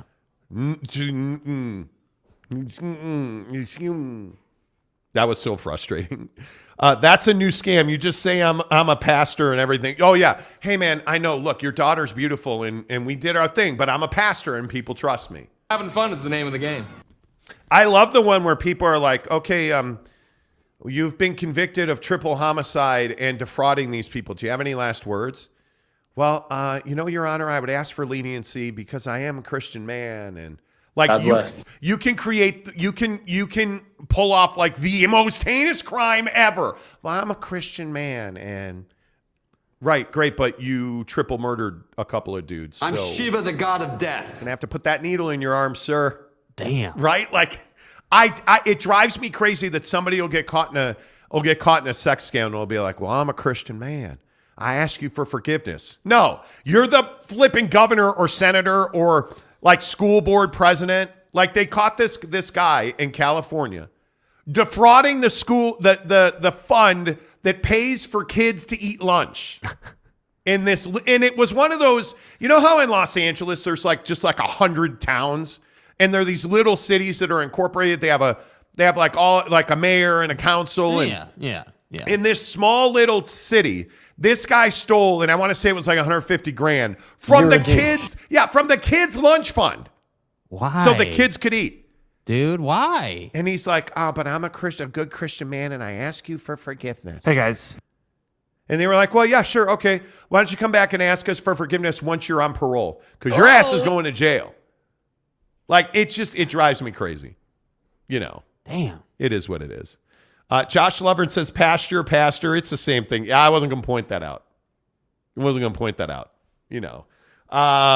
Tanner said, you're not going with God with my money. Well, that was one of the best lines. I am proud of myself that in the moment that I'm able to come up with it right off the top of my head. Let's settle this right now. Because I told homie, yeah, hey, go with God, but you're not going to God with my money. What would I do without you? Get the bucket. And he left. Forrest G says, so who are we going with tonight on the Suns and the Jazz? Let's make some predictions. I'm all about that on the Monty Show. Presented by our good friends this hour, TryDayTrading.com. All of our basketball talk on the show, as you know, is presented by TryDayTrading.com/Monty. Make sure you tell them you heard about it on the Monty Show. The Jazz and the Suns tonight. This is an interesting little game because I am of the mind that I think the Jazz win this game. Now, I know the Suns are -1.5 at 227. Right. That 227 number is interesting to me because that's only 113.5 points per. That doesn't seem high enough for the Jazz and the Suns. As well as Book has played lately and as well as that team has played, even without Chris Paul, they're scoring points. And they're not the same defensive team that they've been. Uh-huh. I think this is a 120, 119, 120, 117 kind of game. Right. Where do you come down on it? Yeah, I mean, I think that the thing with the Suns is that they don't beat teams by scoring 130 a night. They beat teams by playing defense and scoring 110. So that's why I think the boys in Vegas are saying, they expect that 115 to 112 type game or whatever. Like, they expect that, that not a low-scoring game, but just sort of like an average outcome type game, And I think that, Yeah, it's kind of, I'll be honest, it's kind of hard to predict or say what I expect out of this game because I don't know what, like, this is one of those times where you don't know what you're going to get from the Jazz. You don't know, like, and I have no problem saying it. Like, I don't have a crystal ball. Like, I don't know what to expect out of this team. Like, I can tell you, like, my first thought is I would just expect some more consistency, right? I would expect them to be much more committed to moving the ball tonight, like, throughout the game. Jake, stop the show. Boyd Lake with the line of the year. Some Christians forget mercy cannot rob justice. Oh, my God. I thought you said mercy cannot rob justice. That's amazing. Anyway, you were saying about the Suns and the Jazz. Dude, what am I supposed to do with that? That was an amazing line. Yeah, like who approves that message, Boyd? Is that like is that? Oh, that's a Christian teaching. That's absolutely that is mercy versus justice. What did it? Wait, what did it say again? Hold on. Wait, what was the line again? Some Christians forget mercy cannot rob justice. I'm Jerry Jones, and I approve this message. Exactly right. Speaking of justice, Teddy says, man, I think the Suns take it 125-117. Yeah. San Diego State says Jazz versus Suns, you know. Brett Robbins says Kelly getting a 40-piece McNugget tonight. Oh, stop. But you mean on the way to the arena he's going to stop and get 40 chicken McNuggets? Get the hell out of here. I wear a headband. That means I can score. Get the hell out of here. He might be a little gassy. Teddy says, I hope I'm wrong. Michael Harris says, yay, free Arby's on Saturday. I'm not sure how that works. Don't you mean free Super Chix in Ogden on Riverdale Road, 10 to noon, where we'll be doing a show? Yeah. And you're going to come by, and the first 100 people, you know. Giggity says, I bet Boyd was asking for mercy for his Astros. Wow. Because it's garbage. There's no justice for the Astros. Yeah, man. I mean, you know what I'm saying? Like, no justice for the Yankees. No justice for the Dodgers. Nope. I mean, how did you not strip the Astros? How did you not? Because you're soft. I don't know. Forrest G says, Jesus Christ destroys Marxism, approves this message. Yes. Hey. Yeah, Forrest correct. G, where have you been, dude? Were you just busy chopping down trees, or what's the deal, bro? I'm battling a hair hanging in my face. Okay. All right. I'm focused today. Tanner Plummer says the thing, Boyd, is actually a Latter-day Saint teaching, not a Christian teaching. Oh, no. I can tell you right now, trust me, as a recovering Catholic who was an altar boy and oh no, mercy versus justice is absolutely not exclusive to the Mormon Church. Can I stir the pot and say that the LDS faith is Christian? Yeah, but that's the other thing. People are like, oh, those damn Mormons, if they were Christian, they would understand. Excuse me, sir. You understand it's the Church of Jesus Christ. Somebody in our sphere yesterday dropped a Mormon land reference. Yes, they did. I haven't heard it used so well in a long time, and I about died laughing. Like, the disrespect that Utah gets for the LDS faith is incredible. I think that's a really good point by you. I think there are so many people who don't understand that the LDS Church is a Christian faith. The Church of Jesus Christ of Latter-day Saints. Jesus Christ. Jesus Christ of Latter-day Saints. Do you understand that Christians are only called Christians because of Jesus Christ? You know. Like, Mormons believe in Jesus. No, they believe in Joseph Smith. No, you're dumb. You're dumb. You're dumb, sir. You're dumb.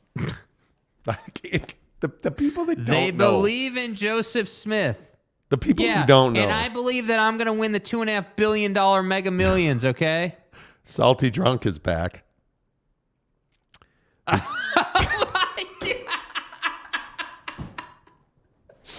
Dude, oh my God, dude. Salty, you have redeemed yourself. Oh my God, just like that. Yeah, I need more of this energy in my life, dude. Tanner says, yeah, your sin was saying the S word. Dude, I need more of that energy.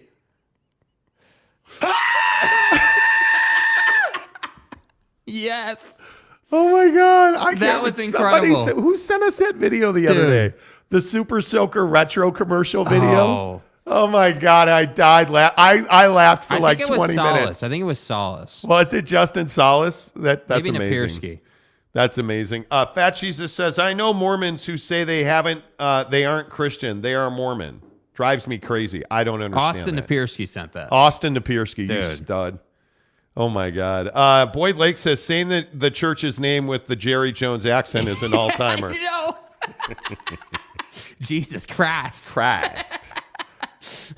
So when I used to go to a church that would help you get the hair off your face. I used to go to a church where the pastor had a Southern accent. Southern. So he would always say, Jesus Christ. And it's the Christ. Like it's that crescendo. Right. You gotta get the So Jerry. Hey guys, Jerry. Hey. Do you think that what do you think your odds are to win the Super Bowl this year? Well, Jesus Christ is a Cowboy fan. God bless. He pours salt on his McJesus griddle. I couldn't come up with a McDonald's burger named after Jesus. Kurt Meyer says, who said you can't mix church and sports? Yeah. Let's play some church ball. Stop. Where do you come up with this stuff? On the Monty Show, presented by the Advocates, UtahAdvocates.com. If you've been in Iraq, if you've been injured, folks, I'm telling you that, again, passionate about local businesses, the Advocates. I've known Matt Driggs for 10 years. Yeah. One of the partners at the Advocates, Matt Driggs, he's a guy that supported our show back at 1320K Fan. The sports leader. And it was amazing. So last night, Tyson and I are calling the Grizzlies game. Right. Please subscribe and watch the broadcast on YouTube. Find the Utah Grizzlies on YouTube and hit subscribe. Tyson and I are calling the game, and the clock stops with 13:20 to go. Nuh-uh. And Tyson Whiting's like, yeah, 13:20K Fan to go in the first period. Damn right. But Matt Driggs and the guys at the Advocates have supported this show all the way back to the days at 1320K Fan. The sports leader. And it's incredible that they have grown that firm and grown that business into what I think is a really, really strong group of attorneys that are going to fight for you like rabid dogs. You know that when if you've been in a serious wreck, we saw one in Daybreak the other day. And I was thinking to myself, man, those people need to call the Advocates, because a guy ran a red light in downtown Daybreak and crushed a car. And when you're in that situation, it's one of the worst days of your life. The Advocates have that empathy. They have that compassion. They understand it. And that's why, like, when you get on their website, you can chat with them for free. There's a chat function there. And, hey, if you're a little off-put, or if you're just a little shy, or you just want to take it slow, chat with them at UtahAdvocates.com. You know you're never going to pay a big retainer to help us. No. They don't do retainers. They don't do consultation fees. There's none of that. You don't pay the Advocates until they win your case. At UtahAdvocates.com. By the way, they also do Social Security work. So if you, your mom, your dad, your family are dealing with Social Security issues, UtahAdvocates.com. They can help you with that as well. Teddy with $5 more says, take my tithing. Teddy. So you better check yourself. I'm just going to give you that money back for my shower at some point.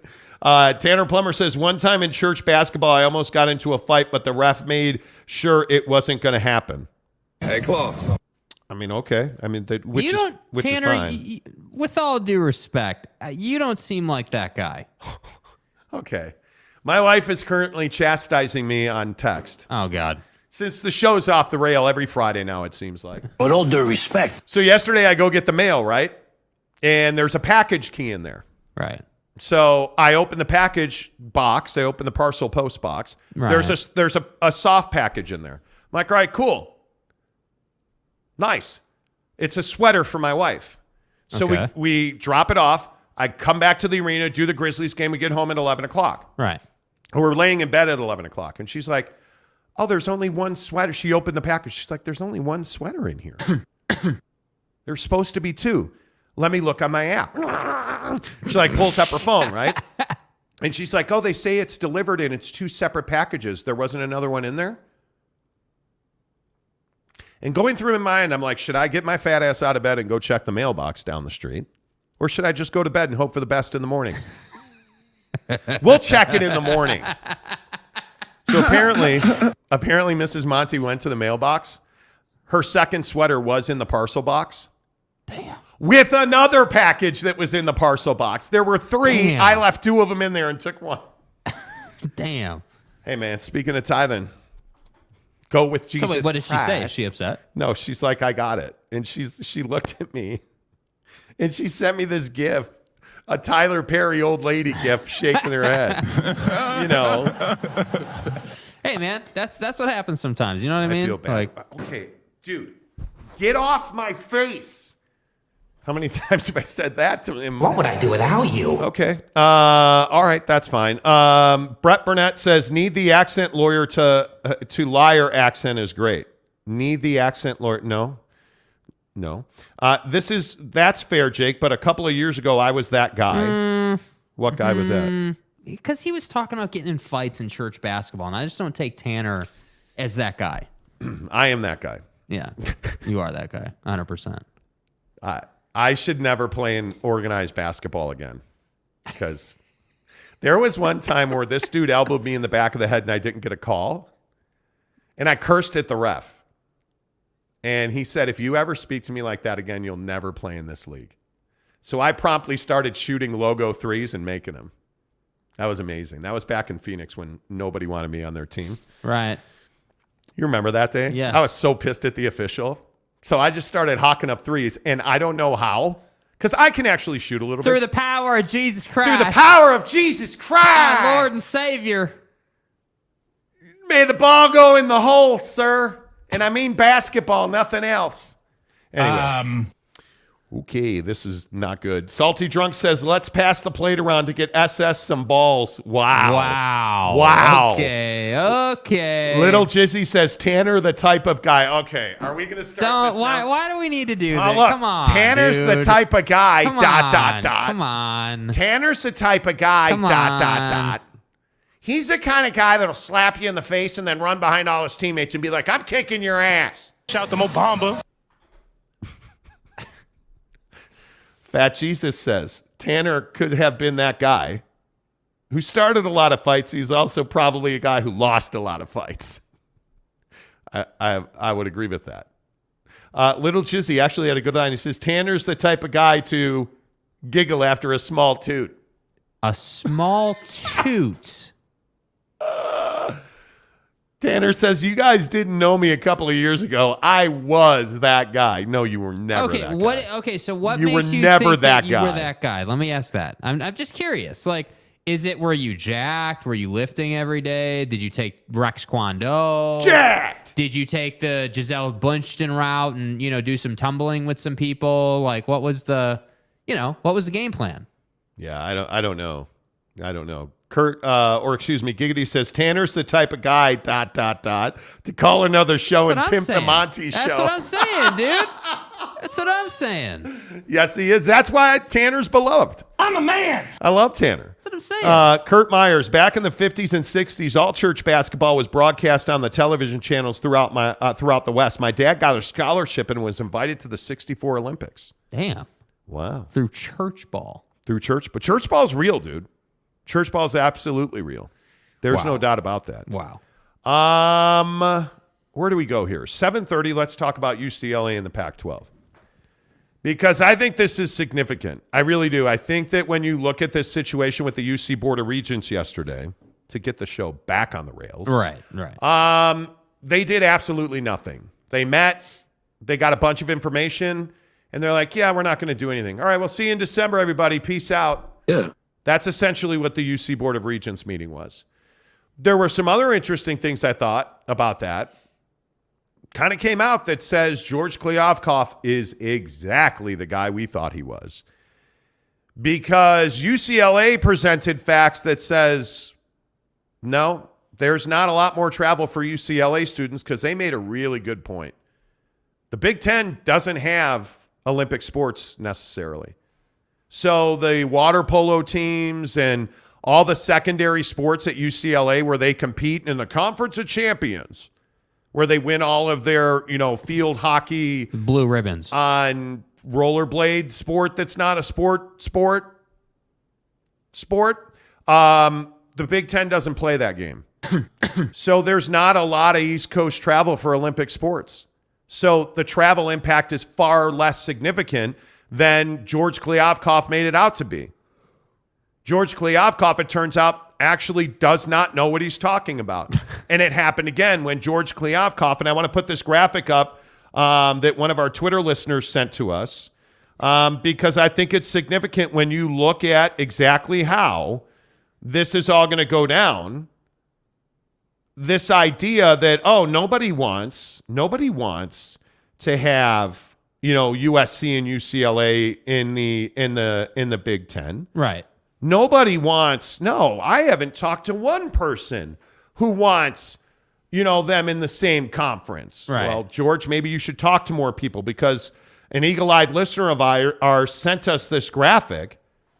UCLA athletes believe they need to be in USC's conference. So wait, let me get this right. I mean, you're George flipping Kliavkoff, the commissioner of the Pac-10. I'm sure that you went and talked to athletes, right? I mean, it wouldn't make any sense that you would say that you've not talked to a single person, which is what George Kliavkoff said. Oh, I haven't talked to... Whoa. What? George Kliavkoff?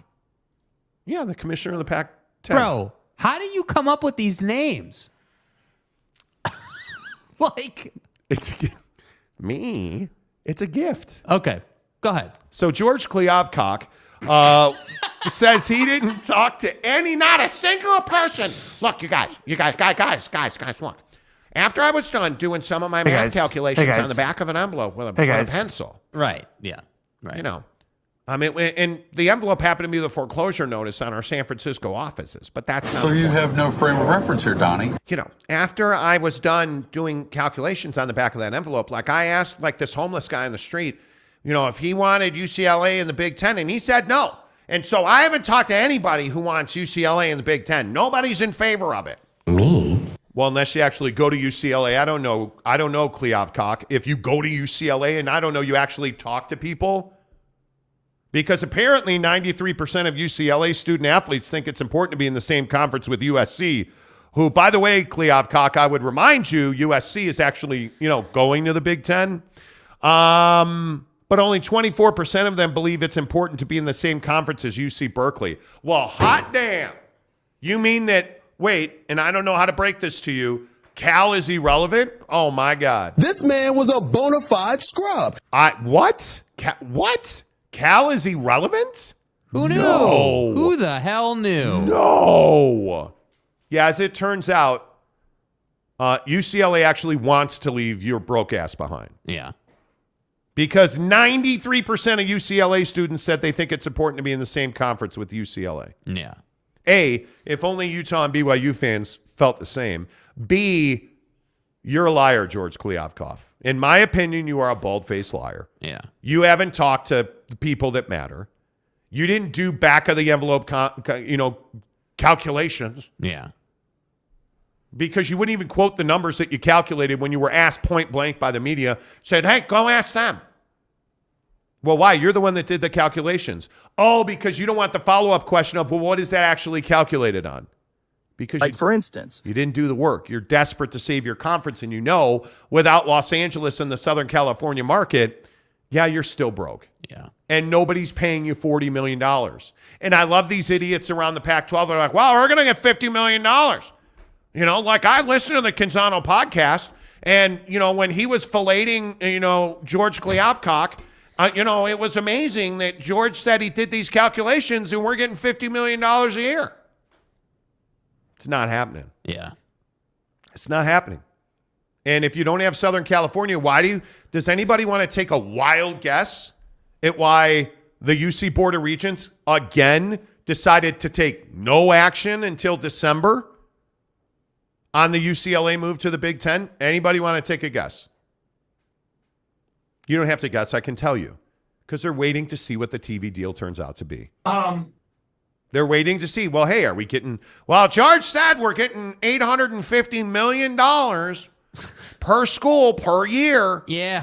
And that we're going to devastate the Big 12 because we're a better conference. Because remember, just ask crazy old tall guy Bill Walton. We're the Conference of Champions. Congratulations, but that's bullshit. I mean, and it's true that movie stars pay the rowing team to get their kids into USC, but we're still the Conference of Champions. This conference is a joke. George Kliavkoff's an embarrassment. Yep. And the simple fact is, I don't believe that they're going to stop UCLA from leaving. Because the other thing that was very apparent is the financial implications on Cal are not nearly as significant as people said they were. But what happens when the TV deal for the for the Pac-12 comes in and it's $20 million a year from ESPN per school? You're screwed is what happens. So what is Georgie Poo trying to do? Well, we're going to keep UCLA in the conference and that'll save our TV deal. Therein at the lesson from George Kliavkoff. Right. Well, the problem is the UC Board of Regents kicked the can down the line. So what did that do? That didn't give ESPN any further view into whether UCLA was actually going to be in the Pac-12. What constitutes a promise? Apparently some chicken scratch on the back of an envelope. Apparently. The Pac-12 is an embarrassment. Yeah. It's a joke. Yep. You went from the frying pan into the fire, from Larry Scott to George Kliavkoff. You went from the frying pan with Larry Scott into the fire with George Kliavkoff. You're screwed. You're screwed. And the guy is just, it just is what it is. And the Big 12 is going to wind up with Gonzaga. If they get Gonzaga in the Big 12 for basketball only, then what are you going to do? Then what are you going to do? If they get Gonzaga, what do you do? Because aren't we in an arms race between the Big 12 and the Pac-12? Gonzaga. You know. Kurt Meyer says Jake is SS with that BYU chick named Morgan. Well, it turns out Morgan has a boyfriend. She showed up to the game with him last night. Yeah, and I know she's not Christian, but she is of the LDS faith. So, that's right. It's not going to be a fit for me, and not that I'm even looking. The Church of Jesus Christ. Yeah. Of Latter-day Saints. Yeah. There you go. Kenai Johnson said, you made us look up the S word, Tanner. You created this sin. Yeah. You did. Yeah. Thank you. Thank you, someone, for backing me up on this. Like, you know. It's true. George Kliavkoff.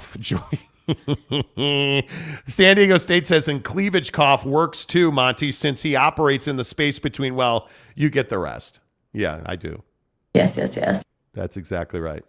I don't know, man. I think this conference is in serious trouble. It's a dumpster fire, dude. You're not running. Like, I feel like they're more interested in running the PR circle than they are actually running the financials of the conference. And listen, again, I want to make this clear. We have put in an exorbitant amount of work trying to get information on this deal. And from what we've been told, ESPN is the only one bidding for their Tier 1 rights. With all due respect. We were told 6, 8, 10 weeks ago that Fox is out on Tier 1 Pac-12. So there's no do you understand? There's no competition for ESPN. And here's the bigger problem. And nobody else wants to talk about this. ESPN and Fox are partners, and they're doing these deals together for the benefit of both. Do you really think that the structure of that Big 12 deal does not scream, and I'm not saying they're colluding, but does that not scream that they're colluding? Yeah, colluding might be strong, but what they're doing is they're sharing information and trying to set up the landscape, which is essentially colluding. Jake? Yeah. I need a lint roller for this hair on my face. The point is... Can I just smack you, or... I will kick your ass. What? What? Could I beat you in a fight, do you think? I think I would just sit on you and you would die. The point is, ESPN and Fox are operators. They're masterful at what they do. And when you look at the way that Big 12 deal is put together, I mean, there's no way to say that they didn't work this out together. Fox wanted nothing to do with Tier 1 Big 12 football. Yeah. They're next deep on football. Yeah. They wanted Big 12 basketball, and they got a good chunk of it. Well, and I think it's smart. Like, I think if you're Fox and you understand, hey, we've got a lot of football, like, it'd be good to mix it up with basketball. Like, that's really smart. And by the way, you're not even talking about all the professional sports they already have on the network. Yes, and, oh, by the way, Tier 3 rights are gone now. Those all belong to ESPN. Yep. So there is no win for and I love everybody's like, well, Big 12 panicked. I listened to the Canzano Wilner podcast, and they both said the Big 12 panicked and went out to market early so that pull up some Yormark right now. Pull up the Yormark video. They went to market early because they could. Yeah, and I think because it was a choice, dude. I think it was exactly the right thing to do. And when we talk about this deal, and we talk about, that the UC Regents will meet again on the 14th, and that they made no decision and took no action, it's remarkable to me. And then you listen to this exchange with Kliavkoff, and you just shake your head. How many UCLA coaches and athletes have you spoken with to assess their thoughts on the move to the Big Ten? I think saying hundreds would be an exaggeration. Dozens, more than 100. And I have yet to talk to anyone in the UCLA and USC community who's in favor of the move. I will say that I probably hear from folks who are not in favor, right? Not surprisingly. Bro, I got to drink something because this guy is killing me. Yeah. Are you serious? Wait. When people who actually go out and do the work that you said you would do, nobody wants it. Nobody wants it. 93% of UCLA student athletes want to be in the same conference. That's the Big Ten. Nobody wants it, Georgie Poo. Are you serious, Kliavkoff? Nobody wants it. And then the worst part of this is you're going up against a guy like Yormark from the Big 12 who's just silky smooth. How do you look at streaming as part of the television packages you're creating? I think streaming is critically important. It's a way to reach younger consumers. But I think right now, my goal is to be on the broadest based platform possible because we need to grow some of our emerging brands. We need to distribute the Big 12 as broadly as possible. But there's a place for that digital player. And, currently with ESPN, we have Big 12 Now on ESPN Plus. And as we continue the conversations with ESPN, I know there's a commitment to glamorizing us and showcasing us in the biggest way possible on their digital platform. And you'll see that in advance of any kind of extension because we've got 2 more years after this one on our current deal. So digital plays a key component, and it's part of the mix. What do you do? What else are we supposed to... This isn't even a conversation, bro. If you're George Kliavkoff or any of the presidents in the Pac-12 and you watch Yormark speak, aren't you like, damn it, we did it again? Come on, dude. You're getting circles run around you by the Big 12, and everybody's like, no, bro, $50 million per school per year. You guys are idiots. You're fat. You're dumb. You're those YouTube hacks. You don't have sources. What are you talking about, Chubbs? What I'm talking about, it's Friday, and I haven't had a lot of sleep. Fire and fury. What I'm talking about is that the Pac-12 is an absolute disaster. It's embarrassing, dude. And this whole thing, Kliavkoff is never going to get away from the fact that he said that. You're never getting away from that, dude. You're never, ever getting away from that. Yeah. Now, having said that, I don't know who's in a worse spot, George Kliavkoff or Tanner the Super Soaker. That's right, T. Because Tanner is still trying to get away from that name. Look at the tape, Salty Drunk. Alex Chacon was the one who brought it up. Tanner, it doesn't matter. You brought up the episode of whatever show it is where they talked about soaking. Guys, have you seen that show? Where they sit around, they park the car in the garage. Daddy? And then somebody jumps on the bumper. And they're just rocking the boat, bro. And how many times do I have to say it? If the bumper's rocking, don't come a knocking. You're not that guy, pal. Trust me. You're not that guy. Tanner, you're 100% at fault for the Super Soaker thing. And it's not even a fault thing. It's an amazing thing on the show. I'm sorry. Okay, Tanner, you deserve 100% of the credit for the Super Soaker thing. Yes, dude. It's hilarious. Because it's amazing. Dude, it's funny. And he hates it. Why do you, and I'm being serious here. I'm not even trying to ball break. Why do you hate it? What is it about the Super Soaker thing that's so terrible? Yeah. Because it is funny as hell. Mike Maples says the Board of Regents kicked it to next month because they have to do math on napkins if they say no and UCLA sues them to leave. Because that's the other problem here. And Maples, as usual, nails. Yeah, great point. This is going to court, one way or the other. And then what does George Kliavkoff look like? On a witness stand when somebody says, hey, bro, you got that envelope? No. Do you remember the numbers? No. Where'd you get the numbers? I don't recall. Like, how are you going to answer the question of you won't talk to the media? So you're telling me you won't give the numbers that are so damning and so damaging to UCLA. You won't give those numbers publicly. And then when UCLA shows up with, actual accountants that like do math for a living, you won't give the numbers. And they make you look stupid yesterday when they have all of these facts to back it up. And again, the baseline statement you made is, well, I talk to people and nobody wants them to go. I haven't misinterpreting what I'm saying. I haven't heard from one UCLA fan that wants them to go. Not one. They all tell me, you're the best president in the history of the United States. Oh, wrong guy. Anyway, the point is. Wow. But but isn't that where we live? Yes. George Kliavkoff, listen to me. George Kliavkoff went on with John Wilner and John Canzano on that fellatio fest of their podcast. Right.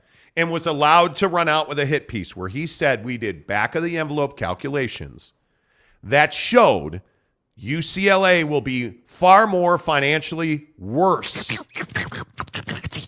if they go to the conference. Well, of course, then there's no follow-up question because why would Canzano and Wilner actually, be journalists and ask, hey, well, where did those calculations come from? How much are we talking about? Are you confident in those numbers since you did it on the back of the eviction notice of the Pac-12 offices from downtown? How confident are you in those numbers? What constitute those numbers? Where did you get the information to back up your number 2 pencil BS? I have no idea what that was. So they wouldn't do that, but then the media at Pac-12 Basketball Media Day did that. How many UCLA coaches and athletes have you spoken with to assess their thoughts on the move to the Big Ten? I think saying hundreds would be an exaggeration. Dozens, more. So you talk to dozens upon dozens, because let's be honest, there aren't dozens of Pac-12 basketball fans. There's like 6, right? Good. Bro, you talk to dozens? Yeah, there's no way. Guy, actual facts of the case are being presented now. And you talk to dozens, but yet 93%. You didn't talk to a single athlete at UCLA because 93% of UCLA student athletes think it's important to be in the same conference as USC. 24% believe it's important to be in the same conference as UC Berkeley. Like, what are we doing? You know what we're doing? We're lying. That's what we're doing. Yep. Like, that's what it feels like to me. Yeah, My opinion is figure something out. My opinion is that George Kliavkoff is a liar. Yeah.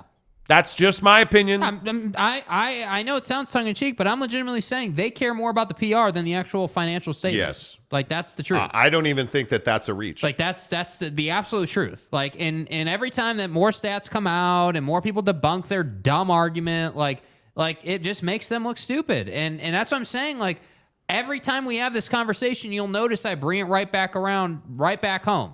Utah, you better be getting that ass moving. Right? You better be having a plan in place to get to the Big 12, because if you don't, you're going to pay the price. And when Witt inevitably retires and you don't have a great defense to go to Oregon with, you're going to be bad, and you're going to be really bad. And by the time you're that bad, you're not going to have leverage to get to the Big 12, so you need to go now. Well, and when we talk about stupidity, that would be like going to Home Depot to buy a smoker instead of going to Barbecue Pit Stop, who presents BYU, Utah, and college football talk on the Monty Show.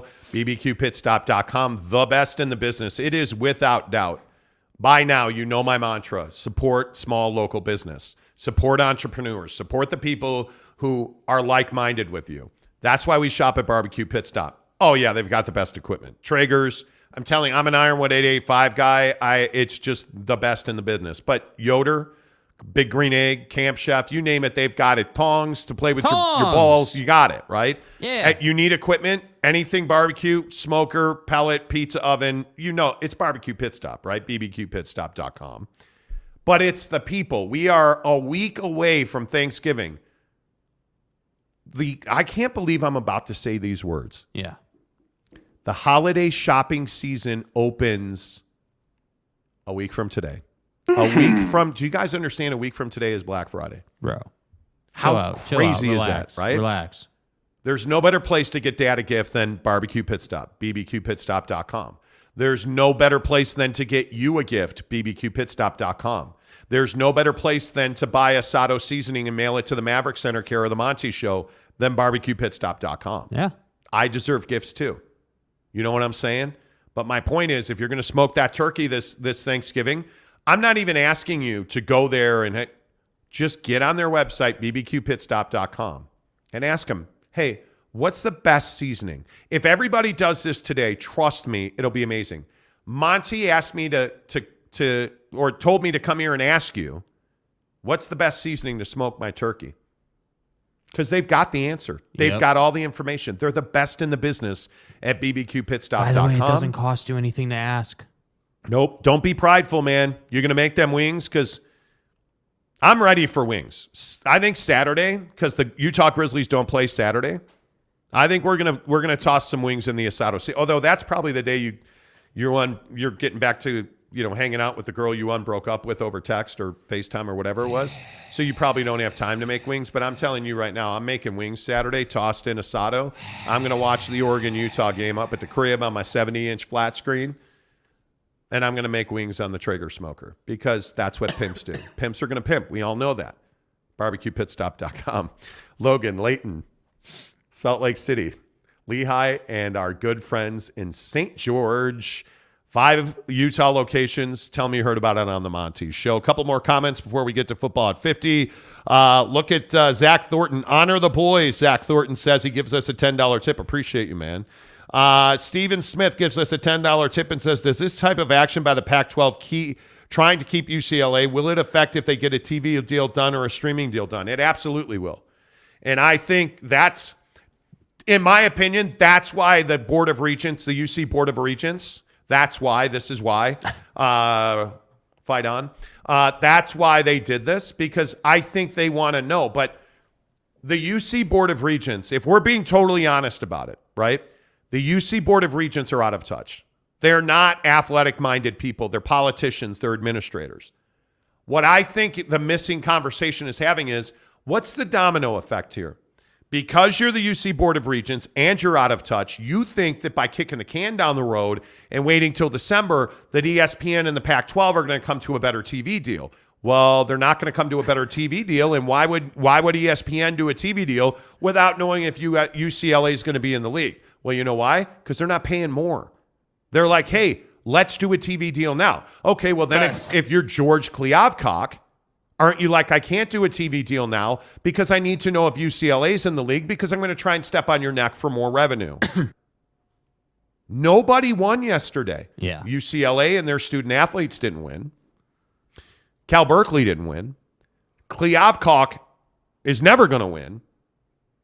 ESPN didn't win. Nobody won by them doing absolutely nothing. Yeah. Frankly, the guy that took some damage is George Kliavkoff, because this is a guy who now looks even like more of a buffoon than we told you he is, because in my opinion, he got exposed as a fraud and a liar yesterday. Keep it real. Again. Yeah. Because, people actually went out and did the science and they did the data. Doesn't make you feel responsible. And 93% of UCLA student athletes want to be in the same conference with USC. Oh, but nobody wants to travel. Yeah, they do. Nobody wants to go through those academics. Oh my God. Look at these calculations. Oh, I mean, I didn't, I did calculations on the back of an envelope, but you can't see it. Fucking A. Ha ha. That's what we're doing here. We're children. Yeah. We're children. Hey, it smells like crap in here. Are you the one that pooped yourself? No. Yeah, you did. No, I didn't. Yeah, you did. That's what we're doing. Did you do calculations? Yes. Where are they? I'm not sharing them with you. So no, you didn't. That's what we're doing. Yeah. That's how stupid this is. Yeah. Nobody wins. Nobody wins. Okay, Tanner's taking it to the next level. He is. Scroll up a little bit. Oh, God. Right there. Tanner says, all right, it's time to end this super soaker nonsense. Mont, I'm sending you the tape that proves that Alex Chacon was the one who brought... Guy, it doesn't matter.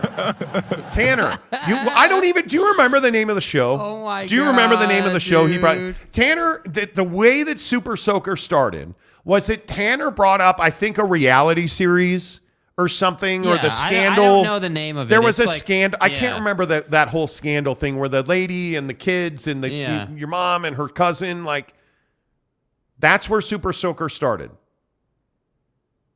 Own that. You're the one who brought up the whole thing with that TV show that you mentioned. You just got to own it, bro. You just got to own it. One thing led to another. Greg Hawkins, you're a stud. BB says, little late on the comments, but seriously, we do need more invested Jazz content. We wish you guys ran Jazz Media, not whoever is running it now. We're trying, man. Well, I mean, look, man, if you want to support what we do, go and subscribe to the Utah Grizzlies. Yeah, if you want to support our content creation, go and subscribe to the Utah Grizzlies YouTube channel. Go and watch the games. Like, give us a thumbs up on all of those. That really helps us grow. That's the biggest thing. You want to support our content? Go and support our sponsors. Go and support our partners. Go and support our good friends at Football at 50, presented by Papa Murphy's Pizza. I'm waiting for you. Oh, man, dude. Football at 50, presented by Papa Murphy's Pizza. 10 of the hour every hour. We bring you the biggest stories in football. Use the promo code Monty25 to get 25% off your purchase at $25 or more at Papa Murphy's Pizza. Seriously, just download the app. Let's do this. All right. BYU, Utah Tech, Saturday, 1:30, ESPN 3. Who's staying and who's going? Here are the 13 seniors at BYU that are out. Chris Brooks, done. Matt Criddle, Lorenzo Fautia, Caleb Hayes, Houston Heimuli, Chris Jackson, Lopini Katoa, Lane Lunt, D'Angelo Mandel, Pepe Tanavasa, Alden Tofa, Earl Tuiati Mariner, and Joe Tukuafu, all gone, out of eligibility. The 24 who can come back, the biggest names on that list are Clark Barrington, he gone. Braden Cosper, he'll be back. Blake Freeland, he gone. Jaron Hall, he gone. Britton Hogan, Harris LaChance told us Wednesday he's not coming back. Jackson McChesney coming back. Puka Nacua, he gone. Gunnar Romney, he'll be back. And Mason Wake. I would think Mason Wake would come back. Yeah. Chaz Ayu should come back. Ammon Hanneman should come back.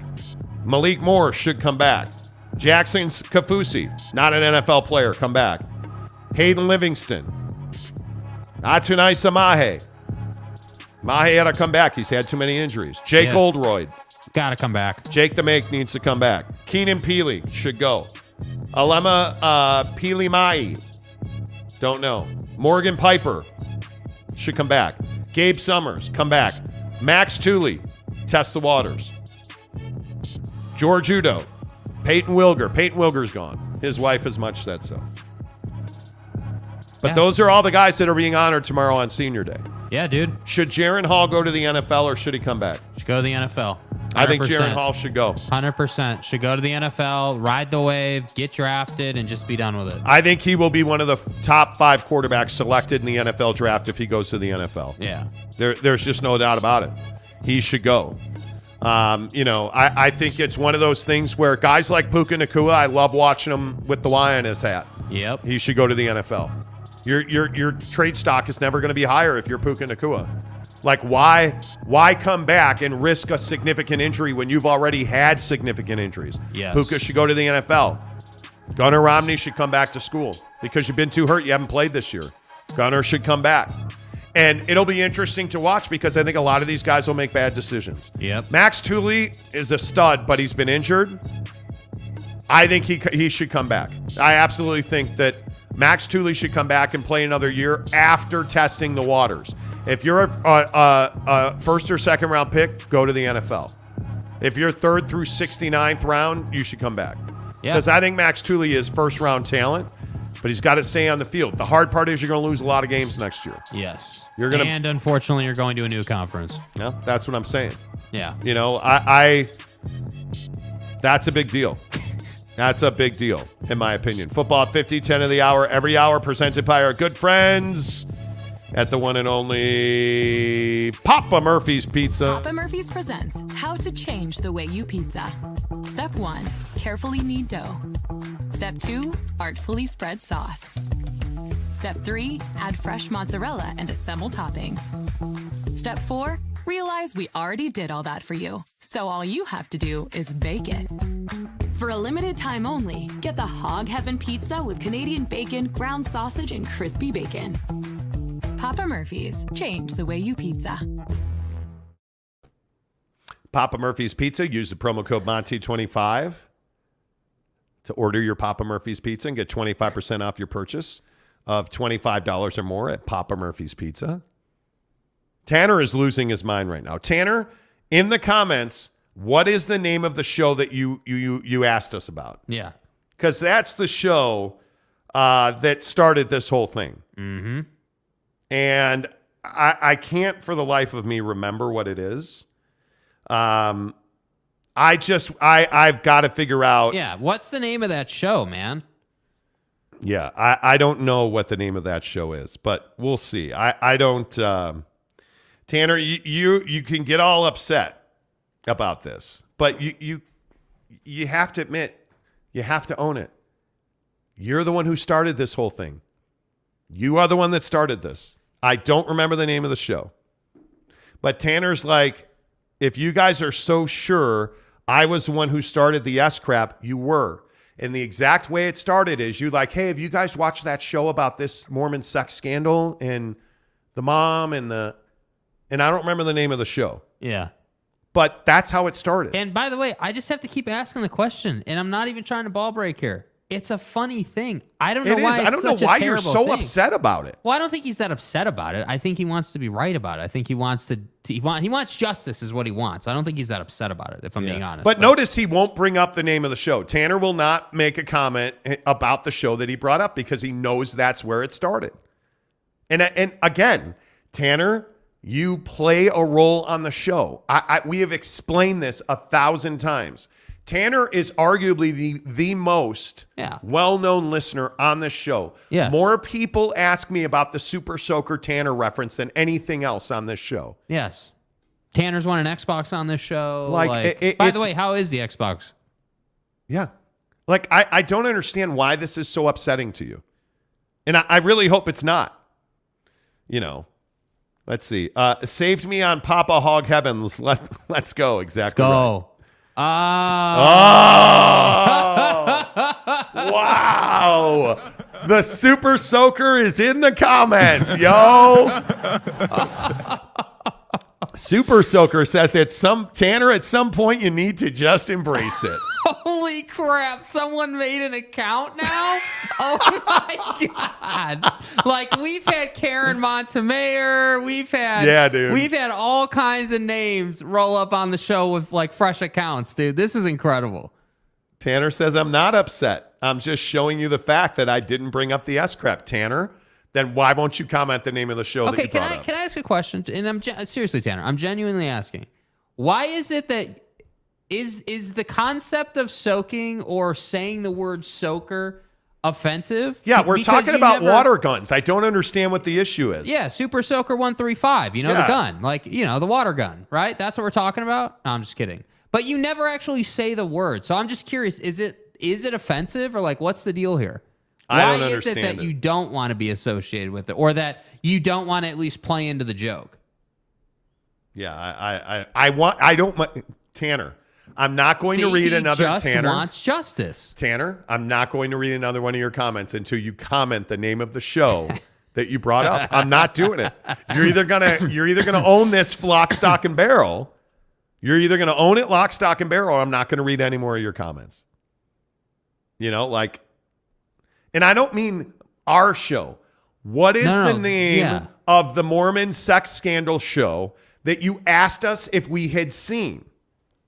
That's the question that's being asked. Greg's like, haha, soaker, fun word to say. Is that really where we are? Is that really? Oh, the mayor of Montytown is here. Okay. Jeremy Bolton says nailed it. There you go. Kurt Meyer says morning, mayor. Boyd Lake says TikTok moms. Was that what it was? Was it a TikTok thing? Was this? No, it was I thought it was a TV show. But again, here's my promise. Forever and ever going forward, Tanner, I'm not going to read another one of your comments on the show until you comment the name of, and I think it was a TV show. I could be right. Was it a Netflix thing? I don't remember. But if I remember right, it was an LDS family show where the mom didn't she wind up having relations with her son's friends or something, or something like that? Yeah, I'm trying to find it. I really do wish you would just comment where this I don't all know started, because dude. he won't, because he knows that's the undoing of his. Well, no, Alex Chacon's one. No, it was you, Tanner. It was you. Period. Snuka says his bishop listens to the show. Exactly. It is what it is. It is what it is. Tanner, we love you, dude. Giggity's comment right there. Tanner, it is the will of the people. That's exactly right. It is the will of the people. Dude, it's funny, Tanner. I hope you don't think that people think poorly of you, because we don't. It's funny as hell. Yep. Kenai Johnson says embrace it. To me, it's like if you changed your account picture to a water gun, that would be hilarious, dude. Teddy said, I think it was TikTok moms. Yeah, that's what I'm doing. What some is digging TikTok here. I'm moms? doing some digging here, and I think that's what it was. Now I have to look it up. up. It comes up in Google search. When I just put in TikTok moms Utah comes up. Oh, God. Yes, here it is. Mom I talk. got it. Mom talk. Mom talk. Let's go. There you go. That's right. Because originally the conversation started about soft swinging. There we Remember? go. And Tanner is now saying it. So I will read your comment. It wasn't a show. It was a real thing that happened. A Mormon mom on TikTok was soft swinging. Yes. If you look at the tape, Jake was the one who looked up the mom talk stuff. Yes. Right, but who brought it up, Tanner?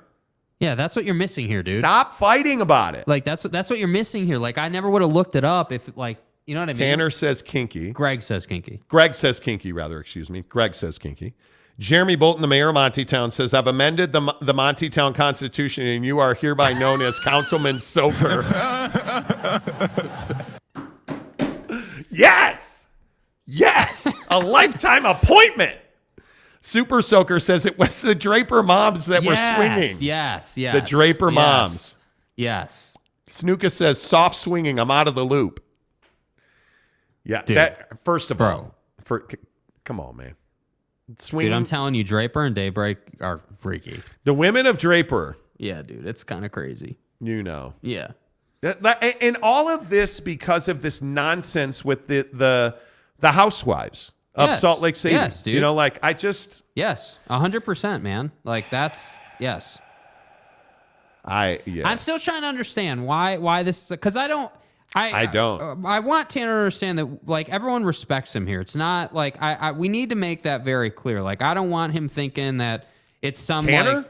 Tanner's not a whipping boy. Yeah, Tanner, we're just having fun with you, bro. Yeah, you're super important to the show. Yeah. It just be what it be. Yes. Kenai says, Tanner, you gave the light for soaking and soft swinging. Yes, you did. Yeah, and there's nothing wrong with that. Nothing. That's what I'm trying to understand. It's been Why is amazing. That you're upset about it, dude. It's funny as hell, dude. Come on. Draper moms, LOL, Teddy Wayman says. It's the truth, come man. on, bro. There's some stuff that goes on behind closed doors in Draper that I want to know about. Yes, dude. I want to know about it. I want my answers. I want it. All right. The Monty Show, presented by the Advocates, UtahAdvocates.com. You've been in a wreck. You need some help. If you're in the hospital, if you are injured, if you slipped and fell at the grocery store, if you got hurt at work, absolutely. The Advocates can help you with your workman's comp. If you or your family, and I know that there's a lot of people who are going through the battle for Social Security, if you're going through that, you've worked your lifetime for that. Your grandparents, your mom, your dad have worked a lifetime for that. They counted on that. You deserve that. Get an advocate to fight for you with Social Security. Yes, absolutely. The advocates can help you with that. UtahAdvocates.com. Yes. Check them out online. Make sure you tell them you heard about it on the Monty Show. Speaking of soaking, Joshua the Baller says, did you see Royce O'Neale's tip-in triple-double? Yes. In fact, we talked about it earlier on the show. Kevin Durant, Kevin Durant. the not-so-slim Reaper, who's been really good since Kyrie's been out. Yes. They're in Portland last night, fighting for their Brooklyn Nets life. Yes. KD takes the game-winning shot and missed it. Yep. Well, that was until Royce O'Neale, buckets o-tippin', ran to the rim, tipped it in. They win. Royce has an 11-11-11 triple-double last night, and the Brooklyn Nets win. Yeah. Funny what happens when your best player comes out and rips everybody. But funny what happens when Royce O'Neale's put in a position to be used at his highest, best value. Yeah. He's not counted on. And what is the mantra with Royce O'Neale in Brooklyn? Shoot the damn ball. They have leaned on him, and they have told him, when you're open, shoot the three. Yeah. And who knew it goes in? Yeah. 11 dimes, 11 points. Like the guy That's the most impressive thing to me, the assist. Like 11 assists out of him is crazy. Yeah. I think it is. I think it is crazy. Yeah. Kanai Johnson says, Tanner, you are the super soaker of Montyville. Deal with it now. Yeah. Tanner says, once again, I'm not mad. I want justice. There is no justice to be had. You are fighting a straw man that doesn't exist. Facts. You know, you're fighting a straw man that doesn't exist.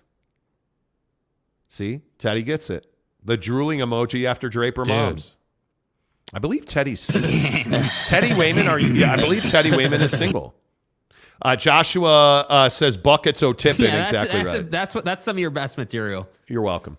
Brandon Butler says, apparently I need to move to Draper. Yes, Brandon, you do. Yeah, we all need to buckets o-tippin'. You know what you I mean? ought to look. Well, you're not single anymore because you went back to the last one that you broke up with over FaceTime. Why are you hating? I'm a hater.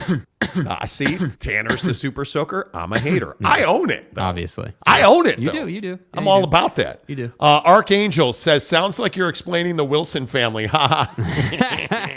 And we wonder why Lisa Wilson continues. No. I just chatted her up the other day again. She's like, no, I won't come on your show. No. You know. You guys had the option to not look into the S stuff. You guys are adults. You can make your own decision. Oh, please, dude. It's Get not the a hell matter outta of. here. It's not a matter. You don't. You don't understand. If you really think that, you don't understand, dude. With all due respect, right? Like, With all due respect. with all due respect, my guy. Are we really, Tanner? Do we really have to have this discussion right now? Why would I show the tape? Everybody knows what happened. You brought up TikTok moms. That led to soaking, and now you're the super soaker. Yeah, everyone knows. Like, it's not some secret, dude. Everyone here is here every day. We even agreed not to. You were upset. We agreed not to play the drop in relation to you. Oh my God, just like that. Oh. We agreed not to play the drop for you. It's so funny. Like we do. And it's not. And it's not good enough. Talking with Raphael podcast on Super Soaker Radio. Maybe Raphael should be our World Cup insider. I actually think this is a really important comment. It is, actually. So have you guys been watching what is going on in Qatar? Never mind the mass murder that's gone on building their arenas and stadiums. Yeah. Never mind the Qatari government has made a wide range of promises that fly in the face of their faith. And today it's begun to come apart. And I think this is a big one. Yeah. The Qatari government promised the World Cup Organizing Committee that they would allow beer sales, but only in the stadiums when the games were being played. Could not sell beer outside. It's strictly forbidden. Yeah. Consumption is strictly forbidden in Qatar. This morning, the Qatari government announced that they are banning beer sales in the country in totality. Damn.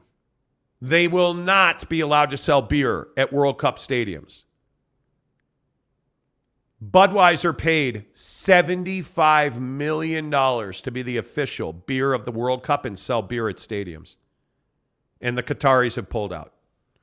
So what about all those promises for same-sex couples and the LGBTQ community during the World Cup? Yeah. If you are a gay couple, can you really feel safe going to Qatar to watch the World Cup? No, you cannot. No, you cannot. And I don't understand, again, and we've talked about this for years now, why are you like Abu Dhabi today? Yeah. Where is F1? Mm-hmm. F1's in Abu Dhabi. Why is F1 in Abu Dhabi? Why is the World Cup in Qatar? Mm-hmm. Why? There's just no reason for it. Yeah, and there's no reason, no justification, no like you said earlier when we talked about this before. Like there are several other countries who want to host it. There are plenty of countries. I mean, as some that are as easy as England. Obviously, we would love to host it in our country. Like there are a lot of places where you can, put this. But thing. I mean, the absolute positive truth is that in the Muslim world, the soccer crowd does not have a home. Yeah. If we're being completely honest, and for those of you who don't know, Qatar is a Muslim country. So weed, beer, fighting, violence, all the things that we see at every single World Cup, sex, is not going to happen in Qatar.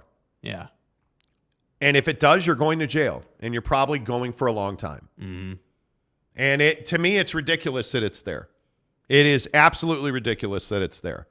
And it is, yes, salty drunk, the power of corruption. That's exactly right. That's 100% what it is. And that's my problem. Like, I think that, whether we're talking about just FIFA as an organizing body or whether we're talking about the World Cup as like this global event that brings the global community together, it deserves so much better. And I don't know, like, obviously, who the hell knows just how deep the corruption goes and like who's leveraged and like, you know what I mean? Like it's such a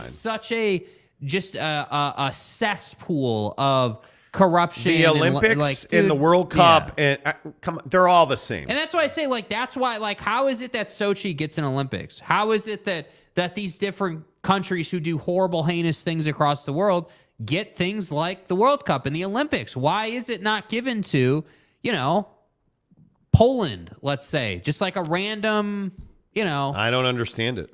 I just don't get it. I don't get it either. It is remarkable to me that that's what we're dealing with. And it's remarkable to me that Keaton Critchlow gets it so much. Draper and Daybreak Moms. Haha, you ain't lying, though. Hey. Bro, I ain't lying, though. Brandon Butler says, to quote The Rock, it just doesn't matter. Yeah. That's exactly right. I mean, I just, look. Can I? I don't know. I think Kenai Johnson's one of those guys who is an assassin secretly. Uh-huh. Because some of the heat Kenai brings to this show. He's an assassin. Tanner, that's like giving a kid a candy bar and telling him not to eat it. This soaking is all on you. Well done, sir. Well done. Tanner said, but I didn't bring up the soaking stuff. All I brought up was the mom talk stuff. Right, but this is like, okay, this is like Rudy Gobert saying that hey, like I'm the best ever, right? And I didn't start all the drama in the locker room. I just touched all those microphones, but that didn't cause any consternation. Get the hell out of here with that. Like, dude, if you like, I was what over you here. don't understand right now, Tanner, and this is more like life advice than just the soaking stuff. Oh, wait. Let me single you up. Go, please. Hey, if you would just say, yeah, I did bring up the mom talk. I did bring up those badass Draper moms. And that did lead to a Google search that then uncovered Soking, and we went down a rabbit hole. So I am responsible for Soking, and I am the greatest of all time on this show. And you shouldn't be asking for justice. You should be asking for thank yous. For street cred, bro. That's what you don't understand. Who else on the show has a thing, right? Because that's how I describe it, a thing that is as good as Soking. It's hilarious. You know, I think it's amazing. Which is why I still maintain, again, I could be completely wrong, not trying to speak for you, Tanner, right? But you haven't set me straight. I think that you have an issue with Soking, or that there's something about Soking that bothers you. Don't. That's what I think. Don't. Because if you didn't have an issue, I think you'd be all about this. What had happened one night, I was up at BYU, Idaho, and, you know, Brittney Lynn walked in, and... Hey, look here, man. You know. I mean... So Dallin, my roommate, when I told him, "Hey man, there's a Utah tie on the door. You know what that means? It's happening on the other. Kick it, we'll flow. There's a Utah tie on the door. You don't come in, right? So Dallin stayed out. You know, Morgan came in. No. Breland came in. There you go. Arkadelphia came in, and we're getting somewhere. Tanner. See the things you make me do, Tanner? This is your fault. Pied Piper says, I hope this World Cup kills FIFA. Dude. I hope somebody kills FIFA because it needs to go away. FIFA it's so bad. Yeah. It's so it is so bad. It's brutal. Brandon Butler says the reason is dollar bills, y'all. Absolutely right. But the funny Absolutely thing right. is like $75 million is nothing to them. Yeah. Which is the insane part. Let's see. Salty Drunk says, Kanai is my sniper. No, he's my sniper. He's not for hire. Brandon Butler says, it's a gorgeous country, but it's like being in another world.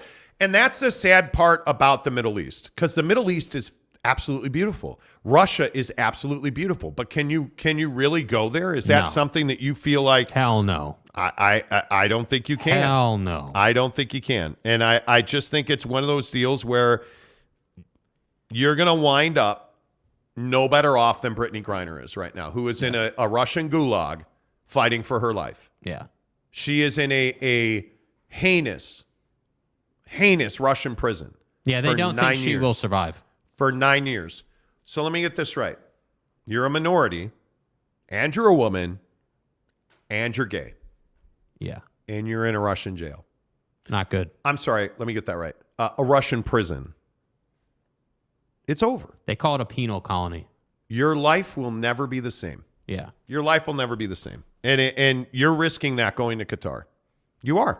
It's just what it is. Talking with Raphael said, all those promises that Qatar made to FIFA, it will cost each other money. I don't see how FIFA's profitable on this World Cup. Because if you're Bud, you're pulling out, aren't you? Like, you're not going to pay. I don't know how much of that $75 million they paid, probably all of it. But aren't you suing for breach of contract? 100%.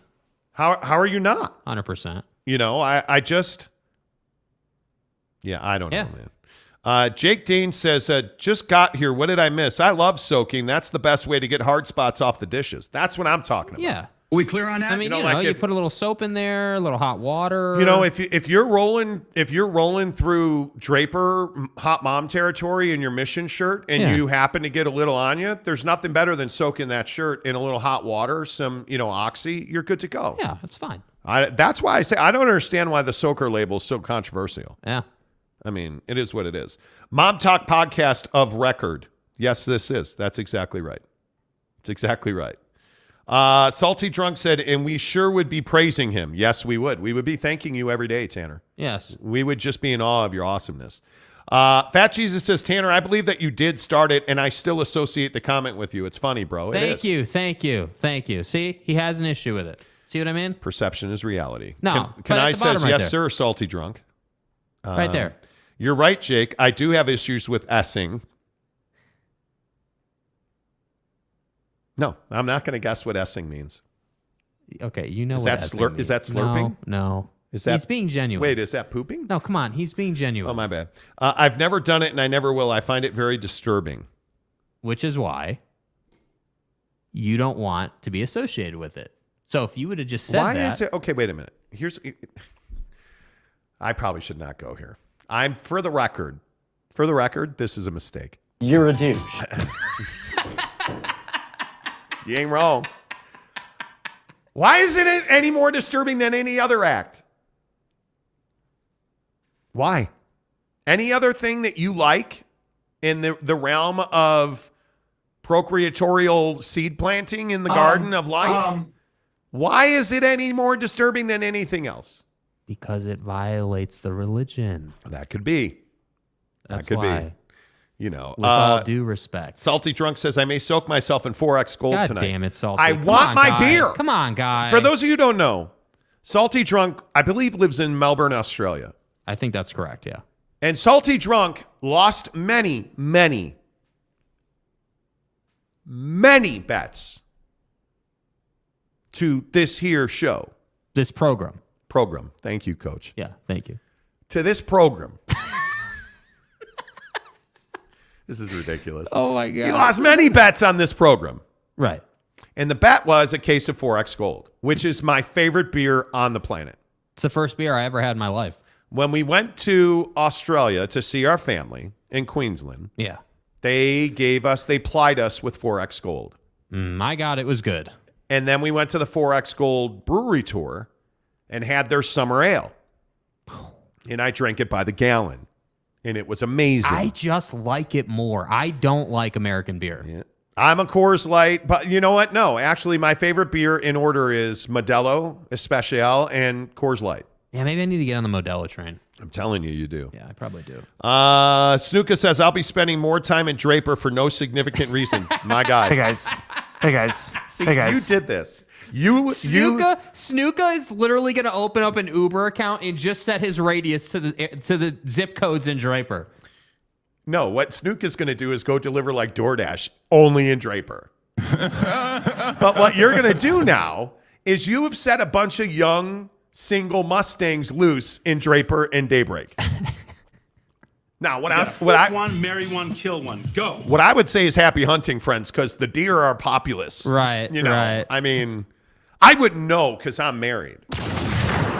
I wouldn't know. And you wouldn't know because you're essentially married too. Right. So, you know. Please continue. Nothing to say about that. I will take super soaking to the bank. I would tell my friends I'm called the soaker on the Monty Show. That's what I'm saying, dude. You are famous. Jeremy Bolton, you are also famous. Somebody asked me about you last night. Soaking will live on forever as much as Jake disturbing the peace in Zion National Park. I mean, listen, bro. I mean, you ain't wrong. You ain't wrong. Oh my God, just like that. You ain't wrong. Not wrong. Mayor, you are not wrong. Let's see. Skeet says, thanks for sharing. Tanner says, so I win an Xbox and I'm supposed to agree with everything they say? Right. No, that's not even no, you what agree we with said. everything we say because we're never wrong. All I'm saying is that the soaking thing, whether you like it or not, is going to live on forever now. It is one of those things on the show that has a personality of its own now. That's the problem for you. This isn't like a bad, Cowboys retread. Dude, soaking is going to live on forever, bro. Yeah, how else do you get your stains off your shirt? Yeah. Riley O'Brien says, every day I'm reminded the Monty Show is an elite program. And look, he spelled it P-R-O-G-R-U-M. Yeah, program. Exactly right. Let's see. Forrest G says, Modelo Negra is delicious. Never had it. Do they make a dark beer? Ooh. I didn't even know that, dude. Fat Jesus says, let's play Would You Rather. Soaking? No. Got to move on. No. Dump button. Oh, wait. We don't have... Jake, took the words right out of my mouth. I try my best to be a good Latter-day Saint, even if I don't agree with some things that they teach. And it's sad to see that S is a thing in the church. But here's my point. Wait, sin's a thing in the, that's okay. What you mean sin, right? And I'm not asking you to compromise on your religious morals for the Monty Show, even though you clearly should. But no. I'm not asking you to do that. All I'm saying is that the act of soaking, if you have a problem with the act of it, okay, fine. But let's not compromise the fun we have on the show because of, whatever. Wow. Wow. Let's be honest, though. Wow. It happens. S happens. Let's be honest, though. Yeah. Again, I apologize ahead of time. Should not talk about this. Right. There is no shame in being a sinner. I'm serious. We all get into this thing where it's like, oh, I am virtuous. I am God's favorite son. I want you to listen to me. No, you're not. Oh. No, you're not. You know, I do my homework and I kiss my daughter goodnight and I work really hard. And so I happened to soak with some lady in Draper one day. Okay, that's a sin. If you truly believe in the Christian faith, what is the rule? Okay, well, you know, whatever in Draper. I did whatever in Draper. Okay, God forgive me. All right, cool. Let's move on. Why do we have this whole thing of guilt in the Mormon church has got to stop. Perfection in the Mormon church has got to stop. Why do I call myself a recovering Catholic? Because guilt and hypocrisy rule the land of the Catholic Church. Yes. Bro, what are you doing? That was not planned. The first one, maybe. That one was not. My point is, who bought this for me? I did. Jerk. Just like I bought the breakfast burritos that are going to be here in 10 minutes. Oh, are you serious? Yep. My guy. Serious? Serious? The point is, sin is not the end of your life. If you are a true Christian believer, this should not be a problem. This is called fun. This is called enjoyment. This is called, I'm not thinking about my mortgage or my debt. I'm thinking about soaking on TikTok. Yeah. That's what this show's about. Isn't the essence of Christianity like forgiveness? Teddy Wayman says open range and Draper. And my guy's a legit hunter. He's dragged dead carcasses out of the mountains. Teddy, what's the over-under on how much more you can pull because of the beard? See, now I have a vision of Teddy Wayman. You know, like in Draper, if you just look, you know the temple that's up on the hill in Draper? Yes. If you go all the way to the top of that mountain, you're going to find Teddy Wayman. He'll have like a quiver of like bows and arrows and stuff, or arrows in the quiver. Right, so he's getting his Cupid on, okay. Or no, it would be.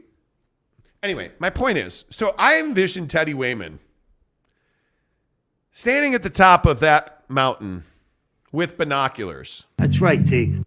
Looking down upon his contingent. Oh, there she is on Tanner Plummer Drive.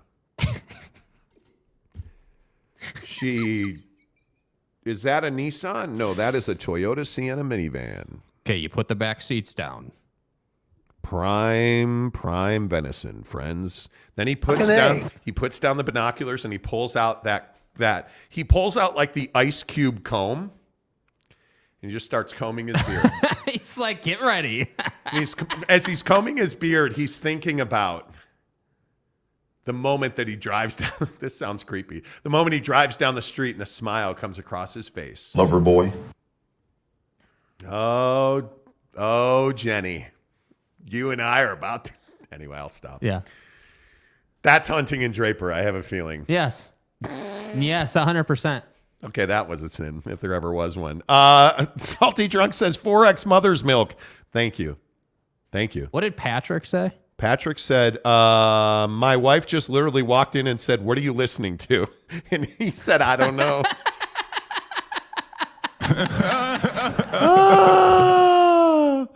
Snuka says, slang my thang in Draper, Maine.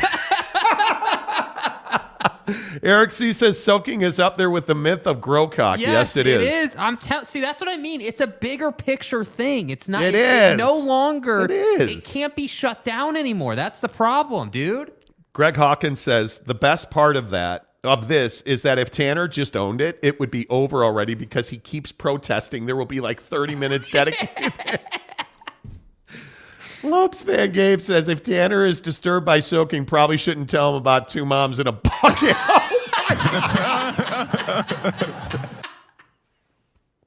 Oh, dude.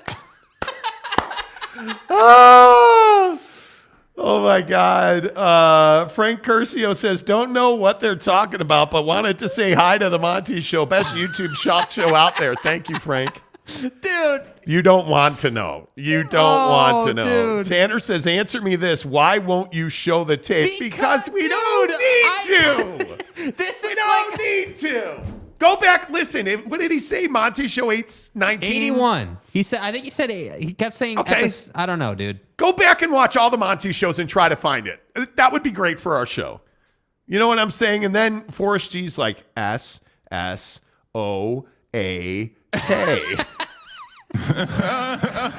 Jake Dane says, okay, but can we be completely honest and say that soaking is not, and I repeat, not a way to avoid losing your virginity? BYU students are crazy. It is not. No, it's not. Okay. It's a way to make babies. We're not literally, okay. We're not having a true discussion about the technique of soaking, okay? it is literally just a joke about the show. Teddy Wayman's Adventures in Hunting, presented by Cabela's. Get your orange vest.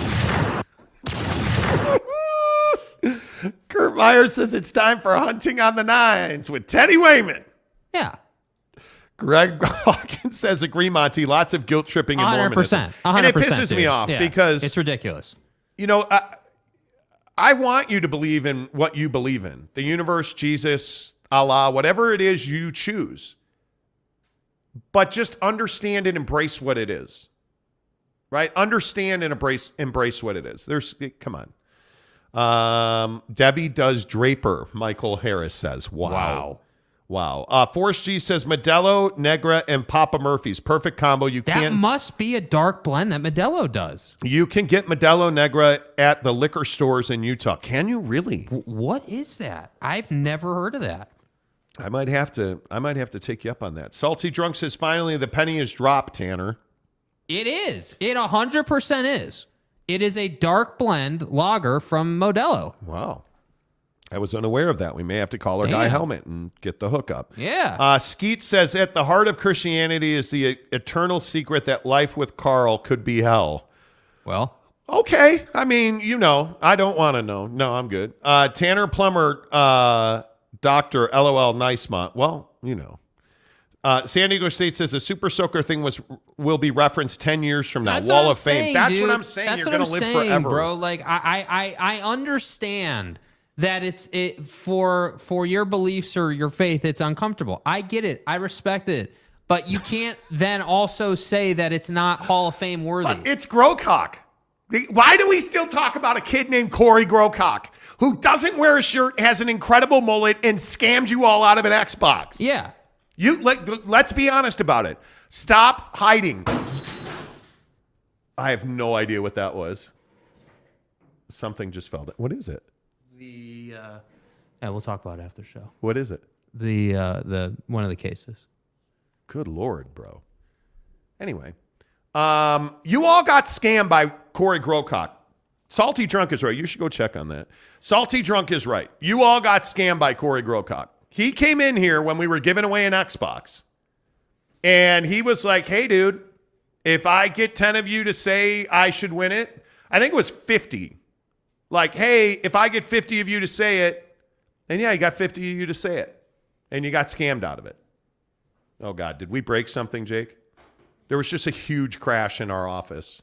We have a studio, and there's an office that we have right next door to it. There was a huge crash. Did we break something? No? Okay. How much money did that just cost us? That could have been a couple thousand, but no, it's fine. Nothing broke. Oh, okay. We're fine. Don't tell me that is what I think it is. 01 Mad Cat says, you guys are hilarious. What a way to start my morning on the West Coast. Appreciate you. Patrick Mann says, it's the kind of like the time my wife heard me listening to women's tennis grunt. Yeah. Serena's your favorite player. I did find the tape. Okay, Guy, I'm not going to play the tape because I think you said 8:17. There it is right there. Listen, you guys, it's on the channel. Go back and watch episode 8:17. Yeah, we're not going to play it. You're going to need to go and watch it, bro. Go watch it. Yeah. I'm not playing it. Little Jizzy says, if somebody else is jumping on the bed while you're soaking, that's not you committing the friction, which makes this not a sin. I agree. Note the account saying that is Little Jizzy. I agree. It's not what? I didn't. Who? That's just, no. So you get to the gate, right? Yeah. You get to the gate, and you're like, oh, hey, it's Paul. Hey, Paulie. Good to you. I'm Tanner. You remember me? You know. Hey, guys. Tanner, is a guy going to say to you, hey, oh, bro, you're the Super Soaker from the Monty Show. Yeah. You're going to need to take the elevator to the bottom floor. I don't think that's happening, dude. Right? Like, I don't know. I think we all have this in, like, what do you think happens? Do you think you, like, get to the gates of heaven and there's some dude there and he's like, first name, Tanner. Last name, Plumber. Okay, P. Me? Tanner Plummer. He told that guy to F himself. Okay. You remember that one? Oh, okay. You thought dirty thoughts about your science teacher. You remember that one? Like, it doesn't work that way. It does not work that way. Yeah. Nobody's keeping a list, man. A ledger. Stop. So people are crazy. Jaron Eccles, what's up, my guy? He said, I showed my dad the whole segment with Tyson on the show yesterday and had to explain what you guys say program instead of program. It's now 10 times funnier. This is a program. This is a PG-13 program. No, it's not. This is not. This is like an 18X program. You know, Jaron, good to see you, my guy. How do you know, Jaron? How do you know Tyson? Yeah, what's the deal there? So Tyson Whiting was on the show yesterday. For those of you who don't know, he came up, decided to hang out with us. The greatness of YouTube. Go watch it. And I read a comment from Jaron, and he's like, "Oh, Jaron Eccles, I almost got them killed in my car one day." And it goes on to tell this story about how he ran a red light, and Tyson's like, "Ooh, I ran the red light," and he just simply said, "Made it." Like, what? How do you? That's crazy. Okay, I think our food is here. Is it? Go get it. Yeah, all right, I'll be right back. Teddy said, "I didn't get scammed. I voted against giving Grocock the Xbox. I wanted it." Should we give away another Xbox on the show? We could probably do that. Tanner says, "I'm not guilty. The tape show, I didn't bring it up." So wait, let me get this right. It's a sin to bring up the S word. So you don't think, if that's true, let's all assume, right? Let's all assume if you bring up the S word, you're going to hell, which I don't believe is real. You're going to hell. So let me get this right. You bring up the S word, but you think bringing up TikTok moms or watching TikTok moms isn't the same thing. So what happened to the whole thing where, you know, good old JC, Jesus Christ, said sin is sin? You're a murderer? Oh, you scoped out your best friend's wife? Okay, well, that's sin. I mean, you know, he was lonely for 15 minutes. Guy, are you serious? It's all the same thing. Hello? Greg Hawkins says you got to learn how to let things go. Yeah, it's just fun. Oh, Jake has burritos in his hand. Is this Betos? Yes, Jake got us Betos. I love it. I'm keeping a list. Grocock 1, Tanner 2. Exactly. Jaron Eccles says, my dad and I worked with Tyson at Winder Farms. Oh, the dairy. You worked at Winder Farms. Okay. The best milk to ever exist. Did Tyson clearly worked at Winder Farms. I didn't know that. My dad also, my dad has known Tyson for years. He's a great guy. Yeah, Tyson is a good dude. 100%. I agree. Next shirt, I listened to the program. Exactly right. Yes. We're going to do new merch yes, it's coming. In days. Greg Hawkins says, if you soak the... No. Wow. Can I read that? Yeah. It's on the screen. I'm just going to... Yeah, it's fine. If you soak the tip, you must acquit. Damn. What happened to this show? No, they do not, Forrest. Barstool Sports has a segment on the soaking phenomenon. It's a big deal on TikTok, apparently. No, it's not. Yeah, it is. On TikTok, it's a big deal. I'm not getting back into this. This is no. Stop it. Stop it. Yeah, no, we're not doing it. Yeah. Stop it. What did Tanner say?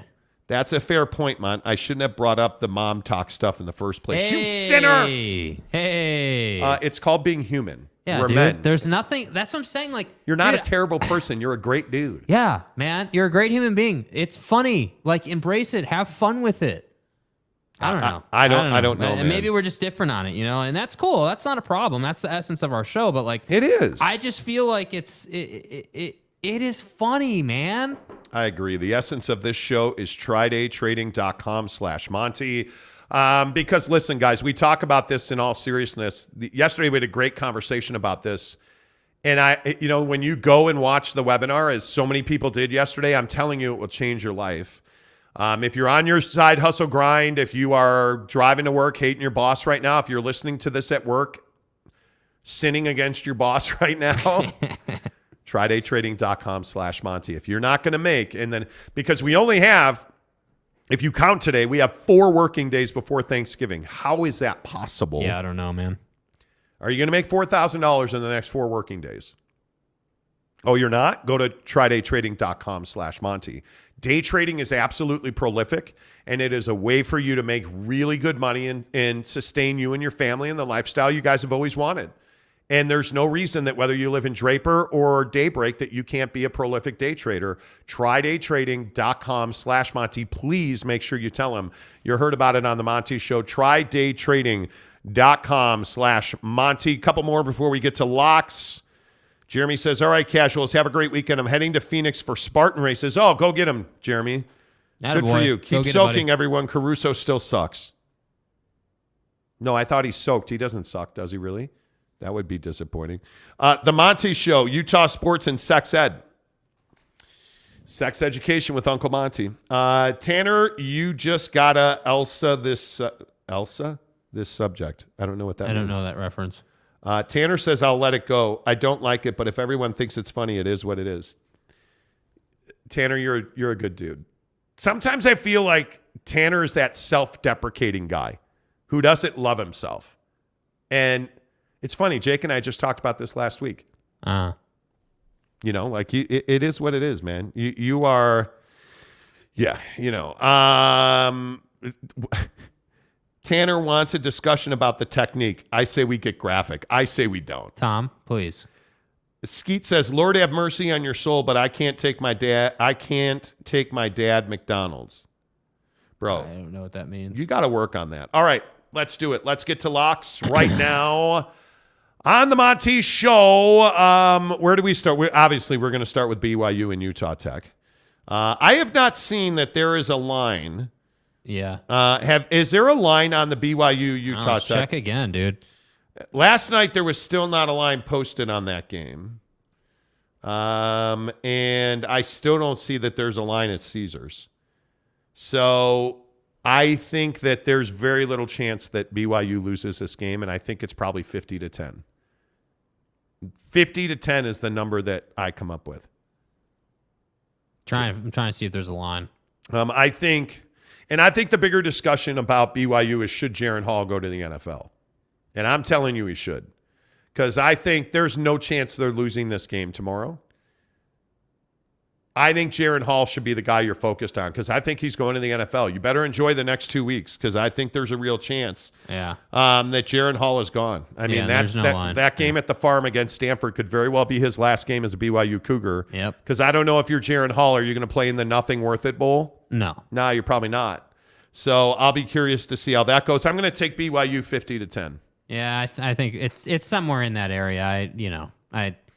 It's this game is not about winning or losing. It's much more about the people, and them having a great game. And I think that, I would love to see Jaren and the boys ball out. I would love nothing more than that, like just to light it up. So yeah, I'll go with you. I could see a 50 spot in this game. I move quickly on to from BYU to Utah, the Utah Utes. Yeah. The Utes, obviously, as you are aware, are flying to Eugene this afternoon to take on the Oregon Ducks. I don't know why I'm saying it like that. Oregon is a 2-point home dog at Autzen Stadium. I said the Ducks are a 2-point dog. Yeah. At Autzen Stadium, the number's 60.5. 37-17 if Bo Nix does not play. 37-17. And Dan Lanning said yesterday he didn't want to specify the injury. We'll just say it wasn't his pinky. That's not what it is. And I think that when you look at the injury to Bo Nix, I don't think there's any doubt that this is an upper leg knee injury on a designed run. He took a helmet right to the thigh knee area, and you could see that he could not walk.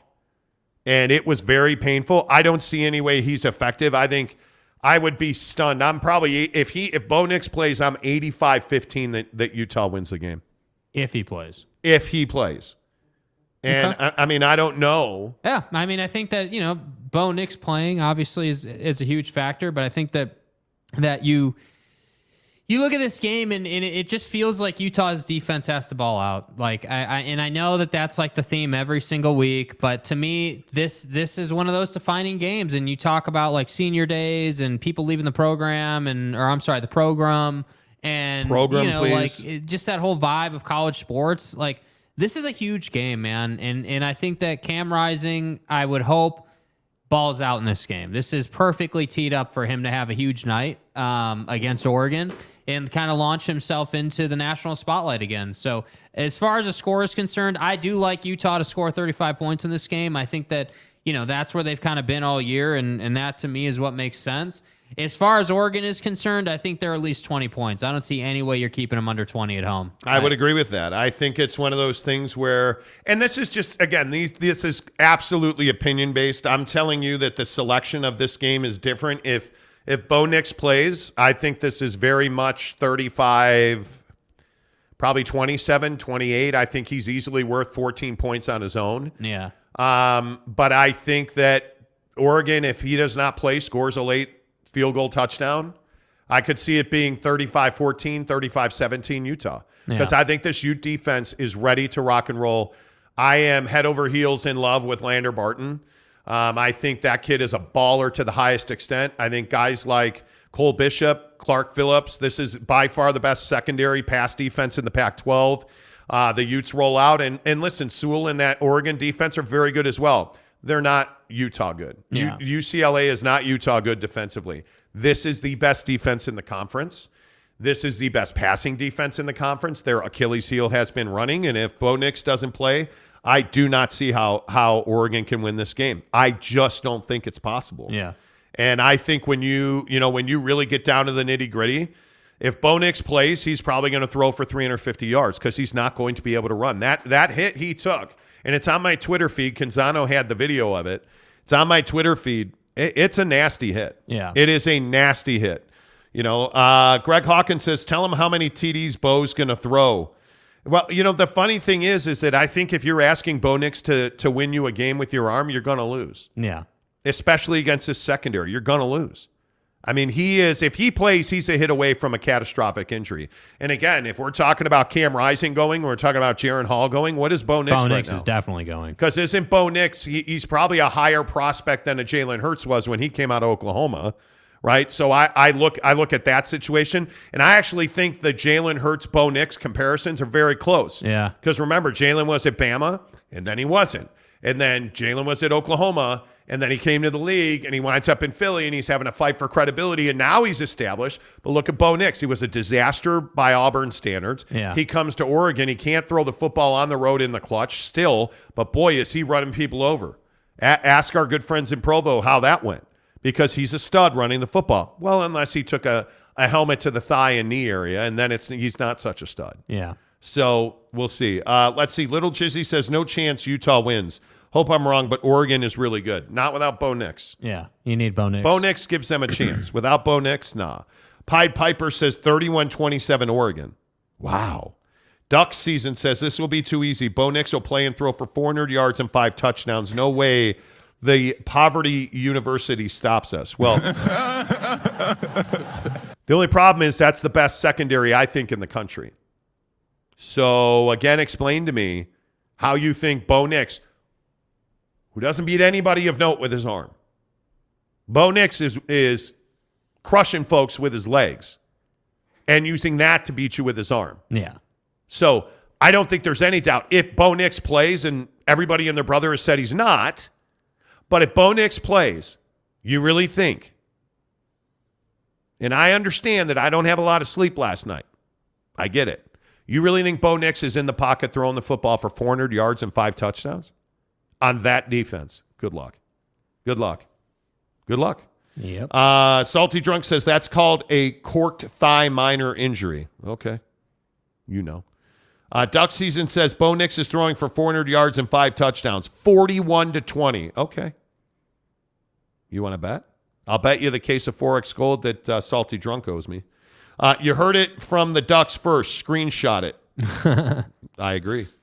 Utah 30, Oregon 28, Tanner says. Respectable. Okay. Tom says, sorry, I was just reminiscing about stomping the life out of the Ducks 2 times in a row last year. Man, Crushing their playoff dreams was sweet, but kicking them out of the Rose Bowl was sweeter. There you go. Duck season says easy win, 41-20. Okay. Duck season says when Anthony Brown is at quarterback, you better beat us twice. Too bad Bo Nix is going to throw for 4. But Duck season, I mean, in all seriousness. I think he's trolling. He is trolling. He is. 35-21, Utah Utes take the dub. Greg Hawkins says, what do you think the score is going to be? Yeah, I'm saying Utah's in the mid-30s, and I think if Bo Nix doesn't play, Oregon is in the mid-20s. That's what I think. You're not scoring 21 without Bo Nix. I think you're in the mid-teens. You're at home, dude. You're at home. Yeah, but I think, aren't the Utes that program that loves going to Oregon and just pissing off all of their fans? Because we already know that the Oregon Duck fans hate the Mormons. Right. That was made pretty clear. And nothing was done about that, obviously. So wouldn't you love it if Utah, and Ute fan, you know what I'm going to say. I mean, BYU couldn't do it, but we're Utah. That's why we're going to do it. We're going to save. What do they always say back in the day on Little House on the Prairie? I'm going to fight for my daughter's respect. You're going to bring that respect back to Utah, aren't you? Mm-hmm. How much Ute fans would be all over that? Are you kidding me? Jaron Eccles says, I'm a diehard BYU fan, and I'm rooting for the Utes to go as far as possible. Yeah, I agree. San Diego State says, rated PG, Monty. Of course we are. Of course we are.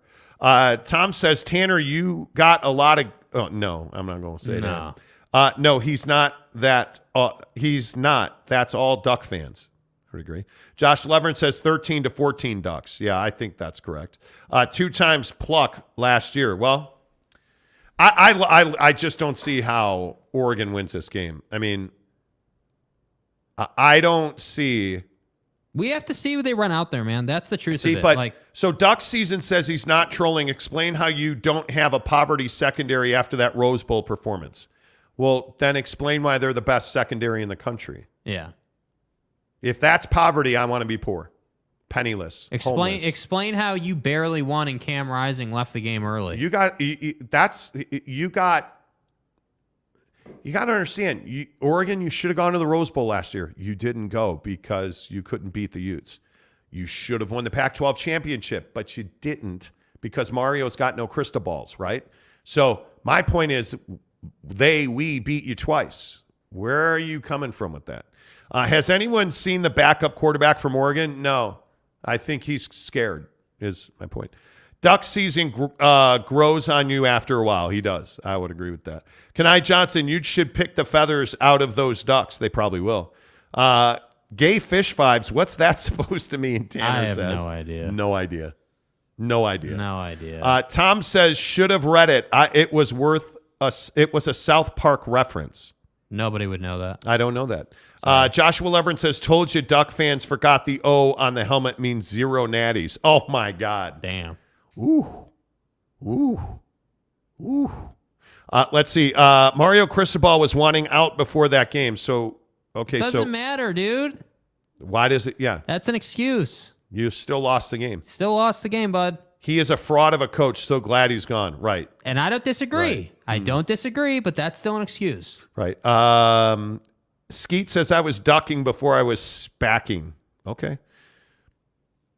There's rehab, Skeet. You should research it. Rated PG with a sprinkle of S. That's exactly right. There you go. Before we get out of here, do the Jazz win tonight?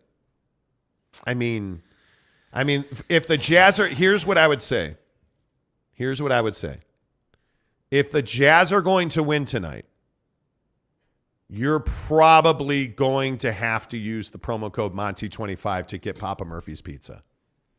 Because we all know that the only way the Jazz win is when everybody in Monty country gets Papa Murphy's Pizza, comes to the Utah Grizzlies game. I am happy to give you free tickets tonight. It's Pooch on the Pond tonight. And you eat some Papa Murphy's, you head over to the Maverick Center. The scoreboard, the Jumbotron is amazing. Use the promo code Monty25. Pound that pizza. Come to the rink. Let's watch the Grizzlies get back their swag against Idaho. And then tomorrow the Grizzlies are off so we can all enjoy more Papa Murphy's Pizza using the promo code Monty25 to get 25% off your purchase of $25 or more of some Hog Heaven pizza. There you go. Because it looks delectable. Yeah, it does actually look ridiculously It does. good, dude. Thanks to Papa Murphy's. They're a great supporter of the show. Thank you for using the promo code Monty25. Love all of you. Thanks to all of our sponsors. It was another great week on the program. Yes, it was. We run a tight program around here. I want you to know how much I hate you for that, because now I can't say program ever. Ever. I just can't. Monty in the Morning is presented by the Advocates, UtahAdvocates.com. Come see us in Ogden tomorrow. We will be at Super Chix on Riverdale Road in Riverdale for their grand opening. First 100 Monty listeners through the door, my friends. You get free chicken sandwiches and French fries. Free Super Chix. Telling you, be there at 10. You'll get free food. We'll talk to you tomorrow at Super Chix, 10 to noon on The Monty Show. Say goodbye, Jake. Goodbye, Jake.